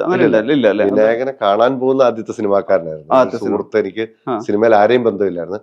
വിനായകനെ സപ്പോർട്ട് ചെയ്തപ്പോൾ വിനായകൻ പറഞ്ഞതാണ്, മച്ചാനെ നിങ്ങൾ ഒരു കാര്യം ചെയ്യും, നിങ്ങൾ ഒരു 1 ലൈൻ എഴുതും, ഒരു 2-3 സീനും എഴുതും, എന്നിട്ട് ഞാൻ ആരെങ്കിലും കാണിച്ചു നോക്കാം, അത് വർക്കാവണമെങ്കിൽ നിങ്ങൾ പ്രൊസീഡ് ചെയ്യാം, നിങ്ങൾക്ക് വേണ്ട ഹെൽപ്പ് ചെയ്ത് തരാന്നാണ് പുള്ളിയെന്ന് പറഞ്ഞത്. സിനിമ എന്നെ ആരെങ്കിലും പരിചയപ്പെടുത്തി തരാമെന്ന്. പിന്നീട് അതൊക്കെ വിനായകനെ കണ്ട് കുറച്ച് നാൾക്ക് ശേഷമാണ് ഇതുണ്ടാകുന്നത്. അപ്പൊ ഇതിന്റെ അകത്ത് പറയുമ്പോ ക്ലീശ പൊളിക്കുക. നമ്മൾ ആദ്യമായിട്ട് എഴുതുന്നു, എല്ലാത്തിലും ഒരു ഓഫീസർ ആയിരിക്കും, ഒന്നില്ല സസ്പെൻഷൻ ആയിരിക്കും, സസ്പെൻഷനിൽ വീണ്ടും അന്വേഷിക്കാറാകുന്ന. അപ്പൊ അത് നമ്മൾ കണ്ടിട്ടുണ്ട്. അപ്പൊ അത് വേണ്ടാന്ന് പറഞ്ഞപ്പം തോന്നിയാണ് റിട്ടയർഡ് പോലീസുകാരൻ. സോ അങ്ങനെ റിട്ടയർഡ് പോലീസുകാരനെ എടുത്തു. ഞാൻ പറഞ്ഞു ഒത്തിരി പ്രാവശ്യം പറഞ്ഞു, റിട്ടയർഡ് പോലീസുകാരനെ എടുത്തു. അയാൾ കേസ് അന്വേഷിക്കണം. അപ്പൊ അവിഹിതമാണ് ഇവിടെ ഏറ്റവും കൂടുതൽ നമ്മൾ കുറ്റാന്വേഷണം നടത്തിയിട്ടുള്ള മലയാള സിനിമ, അത് വേണ്ട. അപ്പോഴത്തേക്കാണ് ഇങ്ങനെ ഒരു ഐറ്റം വരുന്നത്. അന്നൊരു ചർച്ചകൾ ഉണ്ടായിരുന്നു. അപ്പൊ അത് ഇൻസ്പയർഡ് ആയി ഇയാൾ അന്വേഷിക്കണം. അപ്പോഴെന്ത് സംഭവിക്കുമെന്ന് വെച്ച് കഴിഞ്ഞാൽ ഇയാളെല്ലാം വിജയിച്ചിട്ട് പോകുമ്പം അത് സാധാരണ ഇൻവെസ്റ്റിഗേഷൻ ആവും. മരണം കൊണ്ട് നമ്മളെപ്പോഴും പറയുമല്ലോ, രക്തസാക്ഷിയാവുക എന്ന് പറയുന്നതിനോട് നമുക്ക് വലിയ താല്പര്യമുണ്ട്. അങ്ങനെ ഇയാളെ രക്തസാക്ഷിയാക്കാൻ ചിന്തിക്കുന്നു. അപ്പൊ റിവേഴ്സ് വന്നിട്ട് ഇയാൾക്കൊരു ഫാമിലി ഉണ്ടാക്കുന്നു. സിനിമാറ്റിക്കലി അവർ മരണപ്പെടുന്നു. പിന്നെ നമുക്ക് സിനിമയിൽ എല്ലാവരും ഒരു സസ്പെക്ടിനെ അന്വേഷിക്കും. അപ്പൊ ആ സസ്പെക്ട് ആര് വേണം? ഇമ്മീഡിയറ്റ് സസ്പെക്ട് വേണമല്ലോ. അവിടെ പീറ്റർ എന്ന് പറഞ്ഞ ക്യാരക്ടറിനെ ഉണ്ടാക്കുന്നു. ആൾക്കാര് അയാളെ മാന്യനായിട്ട് നിർത്തുന്നതോളം മലയാള സിനിമയെ കണ്ട് ശീലിച്ചനുസരിച്ച് അയാളായിരിക്കും. പക്ഷെ അവസാനം വന്നിട്ട് അത് ബ്രേക്ക് ചെയ്യുക, ആ ഇമോഷൻ ഇപ്പുറത്തോട്ട് കയറും. പീറ്റർ എന്ന് പറഞ്ഞ കഥാപാത്രം വർക്കാവും എന്ന്. അല്ലെ ഒരു എബോ 35 ആയിട്ടുള്ള സ്ത്രീകളെ സംബന്ധിച്ചിടത്തോളം അങ്ങനെ ഒരു മനുഷ്യനോട് ഭയങ്കര അറ്റാച്ച്മെന്റ് സൈക്കോളജിക്കലാണ്. അത് ഉണ്ടാവും. കാരണം സ്വാതന്ത്ര്യം കിട്ടാത്ത സ്ത്രീകൾ അങ്ങനെ സ്വതന്ത്രമായി ചിന്തിക്കുന്ന ഒരു ഭർത്താവിനെ ഇഷ്ടപ്പെടും. അപ്പൊ അതെല്ലാം അങ്ങനെ ചിന്തിച്ച് ആ സെറ്റ് ചെയ്തു. മൊത്തത്തിൽ ജോസഫ് ഒരു സെറ്റിങ്സ് ആയിരുന്നു. നേരെ മറിച്ച് നായാട്ട് ഞാൻ പറഞ്ഞിട്ടുണ്ട്, ആക്സിഡന്റ് ഇൻസിഡന്റിൽ നിന്ന് ഭയങ്കര ട്രിപ്പായ ഒരു ആലോചനയായിരുന്നു. അതിന് ഒരേ ഒരു സ്ഥലത്തെ ബ്ലോക്ക് ഉണ്ടായിരുന്നുള്ളൂ. ഇവർ 3 പേര് പോയി കഴിഞ്ഞാൽ എങ്ങോട്ട് പോകും എന്നുള്ളത്. ആ ഒരു ബ്ലോക്ക് മാത്രമായിരുന്നു എന്റെ ബ്ലോക്ക്. അത് പക്ഷെ വട്ടവടെ പോയിരുന്നു. ശരിക്കും വട്ടവടെ കൊട്ടക്കാമ്പൂർ അപ്പുറത്ത് മൂർത്തി എന്ന് പറഞ്ഞ് കൃഷിയുണ്ട്, പുള്ളിയുടെ മഡ് ഹൗസ്. അവിടെ നിൽക്കുന്ന സമയത്താണ് അവരിവിടെ ആണെങ്കിൽ തൊട്ടപ്പുറത്ത് കഞ്ചാവ് കൃഷി പണ്ട് നടന്നിട്ടുള്ള സ്ഥലമാണ്. അങ്ങനെ ഒരു ചിന്ത വന്നത്. അത് ബ്രേക്ക് ചെയ്ത് കിട്ടിയ അത് അങ്ങനത്തെ ഒരു പോക്കായിരുന്നു. ഇതിലെല്ലാം ഇപ്പൊ ഈ പറഞ്ഞു വരുമ്പോ ഇതിലെല്ലാം ഈ ടെറൈൻ, ഈ പറയുന്ന പശ്ചാത്തലം ഭയങ്കര ഒരു കുറച്ചുകൂടി സങ്കീർണ്ണില്ല. ഇപ്പൊ എനിക്ക് തോന്നുന്നത് ഇപ്പം ഇരുട്ടി ആയതുകൊണ്ട് നമുക്കൊരു മലയോര മേഖല എന്നുള്ള രീതിയിൽ ഈ പറഞ്ഞ കമ്പയറിങ് അതുവരെയുള്ള സിനിമ നോക്കുമ്പോൾ അങ്ങനെ ഒരു ഇതില്ല. പക്ഷെ നേരത്തെ നോക്കുവാണെങ്കിൽ ഇപ്പൊ നായാട്ടിൽ അവരകപ്പെടുന്ന സ്ഥലം എന്ന് പറയുന്നത് നമ്മൾ നോക്കുവാണെങ്കിൽ പലതരത്തിൽ ഈ അടഞ്ഞിരിക്കുന്ന അല്ലെങ്കിൽ അവർക്ക് പുറത്ത് കടക്കാൻ പറ്റാത്ത ട്രാപ്പ് പോലത്തെ ഒരു സ്പേസ് ആണ്. ഇലവിഴ പൂഞ്ചെറിയിലാണ് ഒരു അകപ്പെടലില് ഈ പറയുന്ന ഒരു പശ്ചാത്തല സൃഷ്ടിയും കൂടി ഉണ്ടല്ലോ ഓരോ സ്ഥലത്ത്. ഇപ്പൊ ജോസഫ് ആണെങ്കിലും നിങ്ങളൊരു അങ്ങനത്തെ ഒരു ടെറൈനിലാണ് പ്ലേസ് ചെയ്തേക്കുന്നത്. ഇത് വ്യത്യാസമാണ്. ജോസഫ് ഒരു ക്രിസ്ത്യാനിറ്റി ബേസ് ചെയ്തിട്ടാണ് നമ്മൾ പറഞ്ഞത്, ക്രിസ്ത്യൻ. അപ്പൊ തൊടുപുഴ ലാസ്റ്റ് ഡയറക്ടർ ഷാഹി ജോലി ചെയ്ത സ്ഥലങ്ങളുടെ പശ്ചാത്തലമായിട്ട് എഴുതുന്ന കഥകൾക്ക് ശരിക്കും ബന്ധമുണ്ടാവോ, അല്ലെങ്കിൽ അത് റോന്ത് വേണമെങ്കിൽ നമുക്ക് പറയാം. മറ്റത് ആ കഥ നമുക്ക് പ്ലേസ് ചെയ്യുന്ന ക്രിസ്ത്യാനിറ്റിയിലാണ് കഥ സെറ്റ് ചെയ്തിരിക്കുന്നത്. അപ്പൊ ഒരു ക്രിസ്ത്യൻ കുടിയ മലയറ്റം പ്രദേശം എന്നുള്ള രീതിയിൽ പലയിടത്തും നോക്കിയിട്ടാണ് അവസാനം നമ്മൾ തൊടുപുഴ ഫിക്സ് ചെയ്യുന്നത്. ഇപ്പം നായനെ സംബന്ധിച്ചിടത്തോളം ആ ലൊക്കേഷൻ ഭയങ്കര ക്രൂഷ്യലാണ്. കാരണം അവരവിടെ ഒരു സ്ഥലത്തിരിക്കുന്നു. അവരിയ്ക്കുന്ന സ്ഥലത്ത് നിന്ന് എവിടെ കൂടെ പോലീസുകാർ വന്നാലും അവർക്ക് ഓടണം.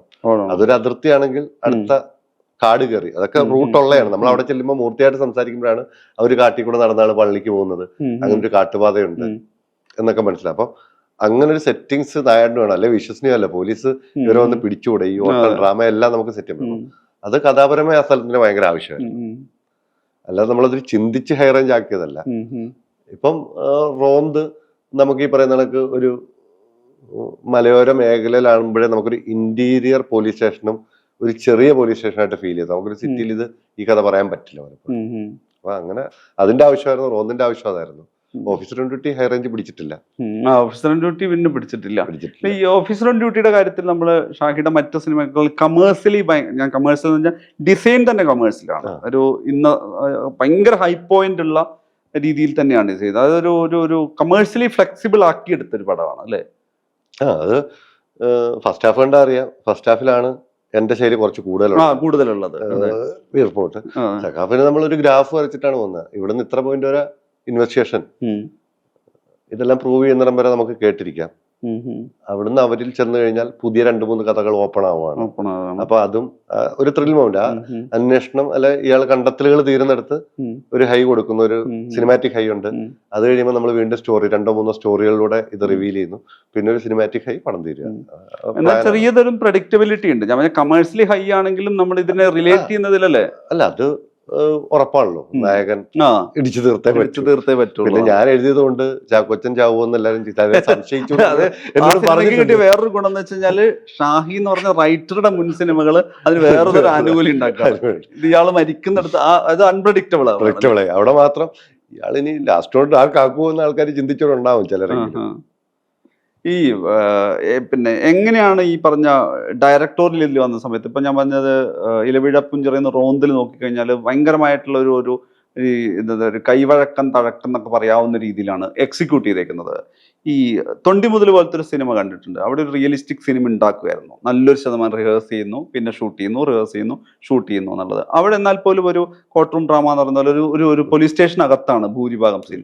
ഇത് നിങ്ങളുടെ വണ്ടി തേരാപ്പാര ഓടുകയാണ് എന്നുള്ളത്. ഈ തൊണ്ടിമുതൽ പോലെ അല്ലെങ്കിൽ ഈ പറഞ്ഞ നിങ്ങൾ ആദ്യമായിട്ട് സംവിധാനം കണ്ടുപിടിച്ചൊരു സ്ഥലത്തെ അനുഭവങ്ങൾ അല്ലെങ്കിൽ അതിൻ്റെ ഒരു എക്സിക്യൂഷൻ, അത് ഏത് തരത്തിലാണ് ഈ രണ്ട് ഡയറക്ഷന് സ്വാധീനിച്ചിട്ടുള്ളത്? എനിക്ക് പോത്തേണ്ട അവിടുന്ന് ഞാൻ ഏറ്റവും കൂടുതൽ പഠിക്കുന്നത് ആർട്ടിസ്റ്റിന് കൊടുക്കുന്ന സ്വാതന്ത്ര്യം,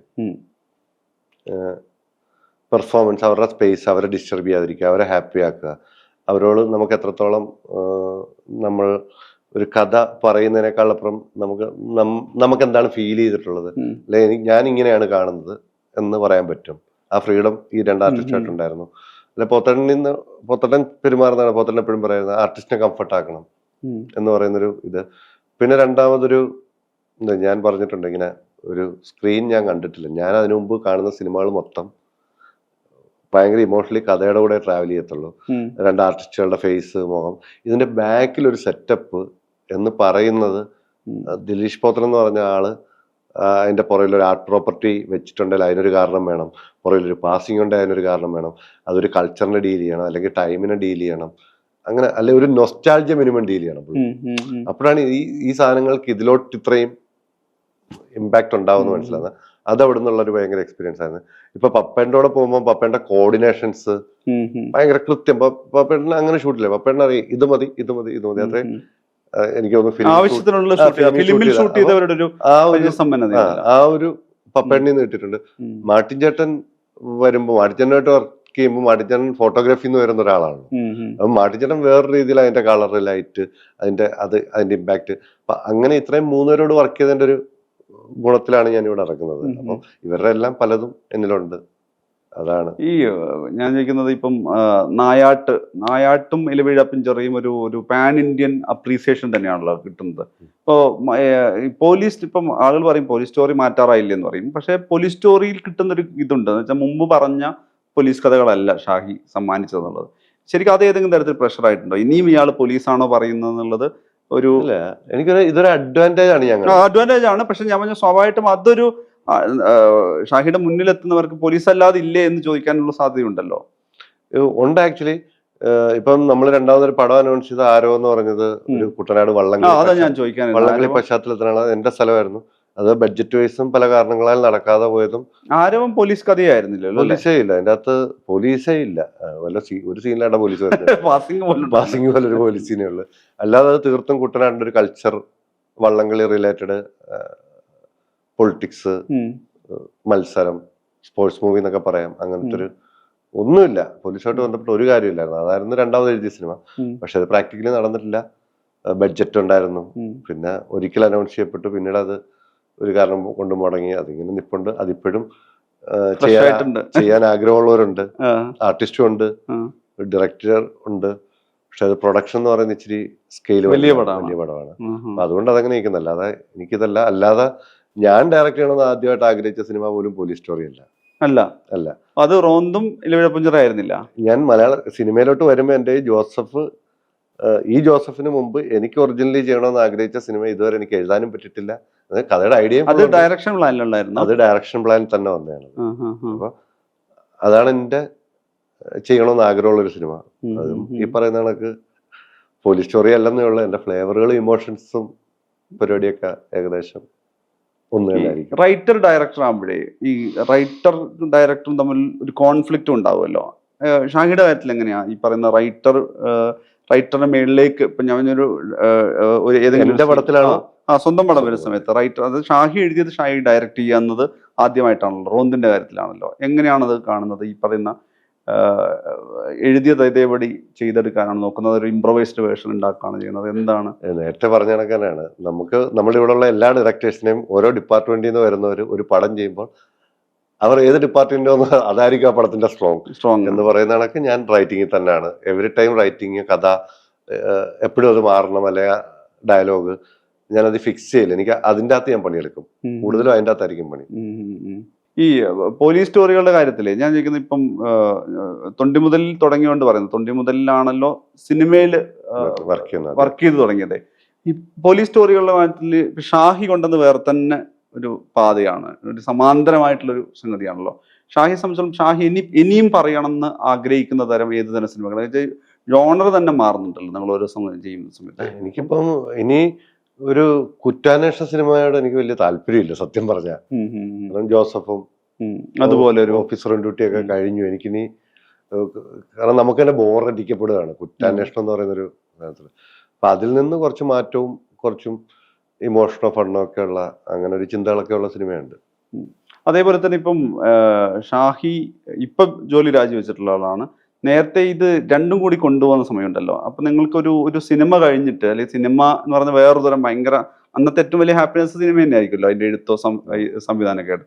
അത് കഴിഞ്ഞിട്ട് ബാക്ക് ടു ഡ്യൂട്ടി എന്ന് പറയുന്ന രീതിയിൽ ഈ പോലീസിങ്ങിന്റെ കാര്യത്തിലേക്ക് പോകണമല്ലോ. അതൊരു ഭയങ്കര കൺവീനിയൻസ്. അധികം അങ്ങനെ നിൽക്കേണ്ടി വന്നില്ല. ആക്ച്വലി തൊണ്ടിമുതലിൽ ഞാൻ അസിസ്റ്റന്റ് ആയിട്ട് വർക്ക് ചെയ്തു, തിരിച്ച് ജോയിൻ ചെയ്തു കഴിഞ്ഞിട്ടാണ് ജോസഫ് പോകുന്നത്. അപ്പൊ ജോസഫ് ഇറങ്ങിക്കഴിഞ്ഞാൽ 2018 ആയപ്പോഴത്തേക്ക് നായാട്ട് ഓക്കെ ആയി. അപ്പം അതിന്റെ എഴുത്ത് തുടങ്ങണമായിരുന്നു. അപ്പൊ ഞാൻ ഒരു ജോസഫ് എഴുതിയ ഒരു മിനിമൽ ടൈം മാത്രമേ കൊണ്ട് ഞാൻ വെളിയിൽ ഇറങ്ങിയായിരുന്നു. എനിക്ക് 2-3 ലീവിലേക്ക് പോയി. 5 വർഷത്തെ ലീവിലേക്ക് പോയായിരുന്നു. അതങ്ങനെ ഒരു ബാധ്യത ഉണ്ടായില്ല. ജോസഫ് മാത്രമാണ് രാജിവെക്കുക എന്നുള്ളത് ഭയങ്കര വളരെ കൂൾ ഡിസിഷൻ ആയിട്ട് വരുന്ന ഒരു സംഗതിയായിരുന്നു. എങ്ങനെയായിരുന്നു അങ്ങനെ അല്ല ഞാൻ പറഞ്ഞത്, ഇത് നിങ്ങളെ സംബന്ധിച്ചിടത്തോളം നിങ്ങൾ കുറച്ചു കാലം ചെയ്ത അവിടെ ഒരു അനുഭവ സമ്പത്തുണ്ടായ സിനിമ തന്നെ സിനിമയിൽ കിട്ടുന്ന അപ്രീസിയേഷന് പോലും കാരണമായിരുന്ന ഒരു ജോലിയാണല്ലോ അത്. ഈ പോലീസിന്റെ അനുഭവ സമ്പത്ത് കൂടി ചേർന്നാണല്ലോ ഒരു മിക്സ് ഉണ്ടല്ലോ, റൈറ്ററും ഈ പോലീസ് അനുഭവം ചേർത്താണല്ലോ സിനിമ ഉണ്ടാവുന്നത്. ഇല്ല, ഞാൻ പറഞ്ഞില്ലേ, ഞാൻ പോലീസുകാരനായതുകൊണ്ട് അങ്ങനെ ഇതിന്റെ ഒരിക്കലും എനിക്ക് അത്ര ഞാൻ എക്സ്പീരിയൻസ്ഡ് ആയിട്ടുള്ള പോലീസുകാരനല്ല. ഞാൻ ലോക്കൽ സ്റ്റേഷനിലൊക്കെ വളരെ മിനിമം സമയം ജോലി ചെയ്തിട്ടുള്ളൂ. കൂടുതലും ക്യാമ്പിലായിരുന്നു, എയർപോർട്ട് ഇമിഗ്രേഷനിൽ വർക്ക് ചെയ്തു. അത് വേറെ ലോകം തന്നെ. നമ്മൾ കുറ്റവും ക്രൈമും ഒന്നും ഇല്ല. നമ്മൾ റോഡിൽ നിൽക്കുന്ന സമരക്കാരും അല്ലെ എന്തെങ്കിലും പാർട്ടി പരിപാടി അല്ലെ എന്തെങ്കിലും അങ്ങനത്തെ പരിപാടികൾ നടക്കുമ്പോൾ വഴി നിൽക്കുന്നു എന്നുള്ളതല്ലാതെ ക്യാമ്പിലെ പരിപാടികൾ ക്യാമ്പിലെ ചെറിയ പരിപാടിയാണ്. പൊതുസമൂഹമായിട്ട് നമ്മൾ ഒരു കാര്യത്തിലും ഇടപെടുന്നില്ല. ഞാൻ ആപ്പാട് ലോക്കൽ സ്റ്റേഷനിൽ എനിക്ക് തോന്നുന്നൊരു 8-9 മാക്സിമം 1 വർഷം. അതിൽ തന്നെ പലപ്പോഴും ലീവ് ആയിരുന്നു. തൊണ്ടിമുതലിന്റെ സമയം അങ്ങനെ കുറെ നാൾ ലീവായിരുന്നു. ഞാനൊരു 2 വർഷം നിന്നിട്ടുണ്ട്. എനിക്ക് തോന്നുന്നു 1 വർഷത്തിന് മുകളിൽ ഞാൻ ലീവിലായിരുന്നു. പലപ്പോഴും മെഡിക്കൽ ലീവ് ഒക്കെ അല്ലാത്ത ലീവിലൊക്കെ ആയിരുന്നു. 5 വർഷം ലീവ് കിട്ടി. 5 വർഷം ലീവ് കഴിഞ്ഞിട്ട് ശരിക്കും പറഞ്ഞാൽ ജോയിൻ ചെയ്യേണ്ട സമയമൊക്കെ കഴിഞ്ഞു. പടം നടക്കുന്നോണ്ട് പോയില്ല. കുറച്ച് കഴിയുമ്പോൾ അവിടെ നിന്ന് വിളിപ്പിക്കുമല്ലോ. വിളിപ്പിച്ചപ്പോൾ പെട്ടെന്ന് പറഞ്ഞു, ഇങ്ങനെ നിങ്ങളൊന്നിലെ ജോയിൻ ചെയ്യണം, കാരണം സർക്കാർ 5 വർഷത്തിൽ കൂടുതൽ സർവീസ് പീരീഡ് ലീവ് കൊടുക്കേണ്ടെന്നൊരു നിയമമുണ്ട്. ഒന്നിലെ ജോയിൻ ചെയ്യണം, അല്ലെങ്കിൽ റിസൈൻ ചെയ്യണം എന്ന് പറഞ്ഞു. കാരണം ഞങ്ങളുടെ ഭാഷ ഡെസർട്ടർ എന്നാണ് പറയുന്നത്, വീട്ടാതെ പോലെ പിടിച്ചെടുപ്പം. അപ്പൊ നിങ്ങളെ ഡെസർട്ടറായിട്ട് നമുക്ക് എഴുതാൻ പറ്റില്ല, ഞാനിവിടെ സിനിമയായിട്ട് നിൽപ്പുണ്ടല്ലോ, SP ആണ് പറഞ്ഞത്. ഞാൻ അപ്പോഴത്തും ശരി സാർ, ഞാൻ റിസൈൻ ചെയ്യാം, കാരണം ഞാൻ കമ്മിറ്റ് ചെയ്ത പടങ്ങളുണ്ട്. ഞാൻ പോയി അപ്പൊ തന്നെ ഓക്കെ ഒപ്പിട്ട് കൊടുത്തു. ഒപ്പിട്ട് വെളിയിലോട്ട് ഇറങ്ങിക്കഴിഞ്ഞാൽ എൻ്റെ 2-3 ഫ്രണ്ട്സ് ഒക്കെ അവിടെ വർക്ക് ചെയ്യുന്നവർ വന്നിരുന്നു. അപ്പം ഉള്ളിന്റെ ഉള്ളിൽ എന്തോ ഭയങ്കര സങ്കടം ഉണ്ടായി. ആ മൊമെന്റ് ഒരു സങ്കടം ഉണ്ടായത്. എന്തോ എൻ്റെ ഒരു സ്പേസുകളൊക്കെ ആയിരുന്നു. നമ്മൾ വീട് വിറ്റിട്ട് ഇറങ്ങിപ്പോകുന്ന ഒരു ഫീൽ ആയിരുന്നു അത്. ഈ ശരിക്കും ഈ പോലീസ് കഥകൾ എന്നുള്ളത് ഷാഹി ഡയറക്ടർ ആകുമ്പോഴും റൈറ്റർ ആകുമ്പോഴും എത്രയോ അപരിചിതരായ മനുഷ്യരാണല്ലോ, കൈതന്നും ചേർത്ത് വന്നും അല്ലെങ്കിൽ സെൽഫി എടുത്ത് വരുന്നത്. അതിലും പോലീസുകാരുണ്ടാവില്ലേ? എന്താണ് ഈ പോലീസ് കഥകളെ കുറിച്ച് പിന്നീട് നിങ്ങളുടെ മുന്നിലെത്തിയ പോലീസുകാരും അല്ലെങ്കിൽ സഹപ്രവർത്തകരല്ലാതെ അപരിചിതരായ ആളുകൾ ജോസഫ് മുതൽ റോന്ത് വരെ സംസാരിച്ചിട്ടുണ്ടാവില്ല അടുത്ത് വന്നിട്ട്? പലരും പല രീതിയിലുണ്ട്. ഇപ്പൊ പോലീസുകാര് നായരുടെ സമയത്ത് സസ്പെൻഷനിലായിരുന്ന പോലീസുകാരാണ് എന്നെ ഏറ്റവും കൂടുതൽ വിളിച്ചത്. അവര് മനസ്സറിയാത്ത കാര്യങ്ങൾ സസ്പെൻഷൻ കിട്ടി. വീട്ടുകാരും നാട്ടുകാരും പറയുന്നത് കയ്യിലിരിപ്പോണ്ടാണെന്നാണ്. ഈ ഒരു സിനിമ വന്ന് എന്റെ വീട്ടുകാരെ കൊണ്ട് കാണിച്ചപ്പോഴാണ് എന്നെയൊക്കെ ഒന്ന് മനസ്സിലാക്കിയത് എന്ന് പറഞ്ഞ് ഭയങ്കര ഇമോഷണലി വിളിച്ച ഒത്തിരി പോലീസുകാരുണ്ട്. പിന്നെ സാധാരണ ആൾക്കാർക്ക് എന്തൊരു കൗതുകമുണ്ട്, സിനിമയോടുള്ള ഇഷ്ടം കൊണ്ടുള്ള ഇഷ്ടമാണ്. പോലീസുകാരുടെ ഇഷ്ടം കുറച്ചുകൂടെ ജെന്യൂനാണ്. അത്രേ ഉള്ളൂ. ഒരു കാര്യം കൂടി ഉണ്ടല്ലോ, ഇപ്പൊ പോലീസുകാരുടെ മെന്റൽ ഹെൽത്തുമായിട്ട് അവരെ ഈ തൊഴിലിന്റെ പേരിൽ ഈ പറയുന്ന അവരുടെ തൊഴിൽ സമയടക്കമുള്ള കാര്യം അവർ നേരിടുന്ന മാനസിക സമ്മർദ്ദം ജോസഫ് മുതൽ റോന്ത് വരെ നോക്കിയറിയാം. അത് അവർ നേരിടുന്ന എല്ലാ തരത്തിലുള്ള മാനസിക അവിടെ തന്നെയാണ്. ചിലപ്പോൾ ഈ 2 തട്ടിലുള്ള ക്യാരക്ടേഴ്സ് പോലും ഐക്യപ്പെടുന്നത് അവിടെയാണ്. ഇപ്പം നമ്മൾ നോക്കുകയാണെങ്കിൽ യോഹന്നാനും ദിന്നാദും ചേർന്ന് പോകുന്ന ഒരു ഘട്ടം എന്ന് പറയുന്നത് മറ്റൊരാളുടെ ഒരു പ്രഷർ ഏറ്റവും അടുത്ത് കാണുമ്പോഴാണ്. ഈ പറഞ്ഞ ഈ തൊഴിലിലെ മാനസിക സമ്മർദ്ദം എന്നുള്ളത് എല്ലാ കാലത്തും ചർച്ച ചെയ്യുന്ന പോലീസുകാരുടെ ഡ്യൂട്ടി ടൈം, പോലീസിലെ എണ്ണക്കുറവ്, ഇതെല്ലാം ചർച്ച ചെയ്യുന്നതാണ്. ഇതിൽ തന്നെ ഡയലോഗ് ഉണ്ട്. ഈ പറയുന്ന 3.5 കോടി ആളുകളെ 60,000 പേരല്ലേ, ഇത്രയും പേരെ 60,000 പേരെ കൊണ്ട് നോക്കാൻ പറ്റില്ല എന്ന് പറയുന്ന ഒരു ഡയലോഗ് തന്നെ ഷാഹിദിൽ എഴുതിയിട്ടുണ്ട്. ഈ പറഞ്ഞ അത് സ്പെസിഫിക് ആയി പറയാനുള്ള ഒരു കാരണവും അതെന്താ, അത് അത്ര വലിയൊരു ഡിസ്കസ് ചെയ്യപ്പെടേണ്ട സംഗതിയായിട്ട് ഇപ്പോഴും വന്നിട്ടില്ല. തീർച്ചയായിട്ടും ഞാൻ പറയുന്നത് സാധാരണ സർക്കാർ ജോലിക്കാരെക്കാളും ടൈം പോലീസുകാർക്ക് കുറച്ചു കൊടുക്കണമെന്നാണ് പറയുന്നത്. നിങ്ങൾ ഒരു ജോലി സ്ഥലത്ത് വളരെ ഹാപ്പി ആയിട്ട് പോയിരിക്കുന്ന ഒരു സ്ഥലമല്ലത്, ഒരു ഹാപ്പിനെസ് സ്പേസ് അല്ല പോലീസ് സ്റ്റേഷൻ. അവിടെ വരുന്ന കുടുംബ പ്രശ്നം തൊട്ട് അറിയാലോ, സമൂഹത്തിലെ ഒരുമാതിരിപ്പെട്ട നെഗറ്റീവ് മാത്രം ഡീൽ ചെയ്യുന്ന മനുഷ്യരാണ്.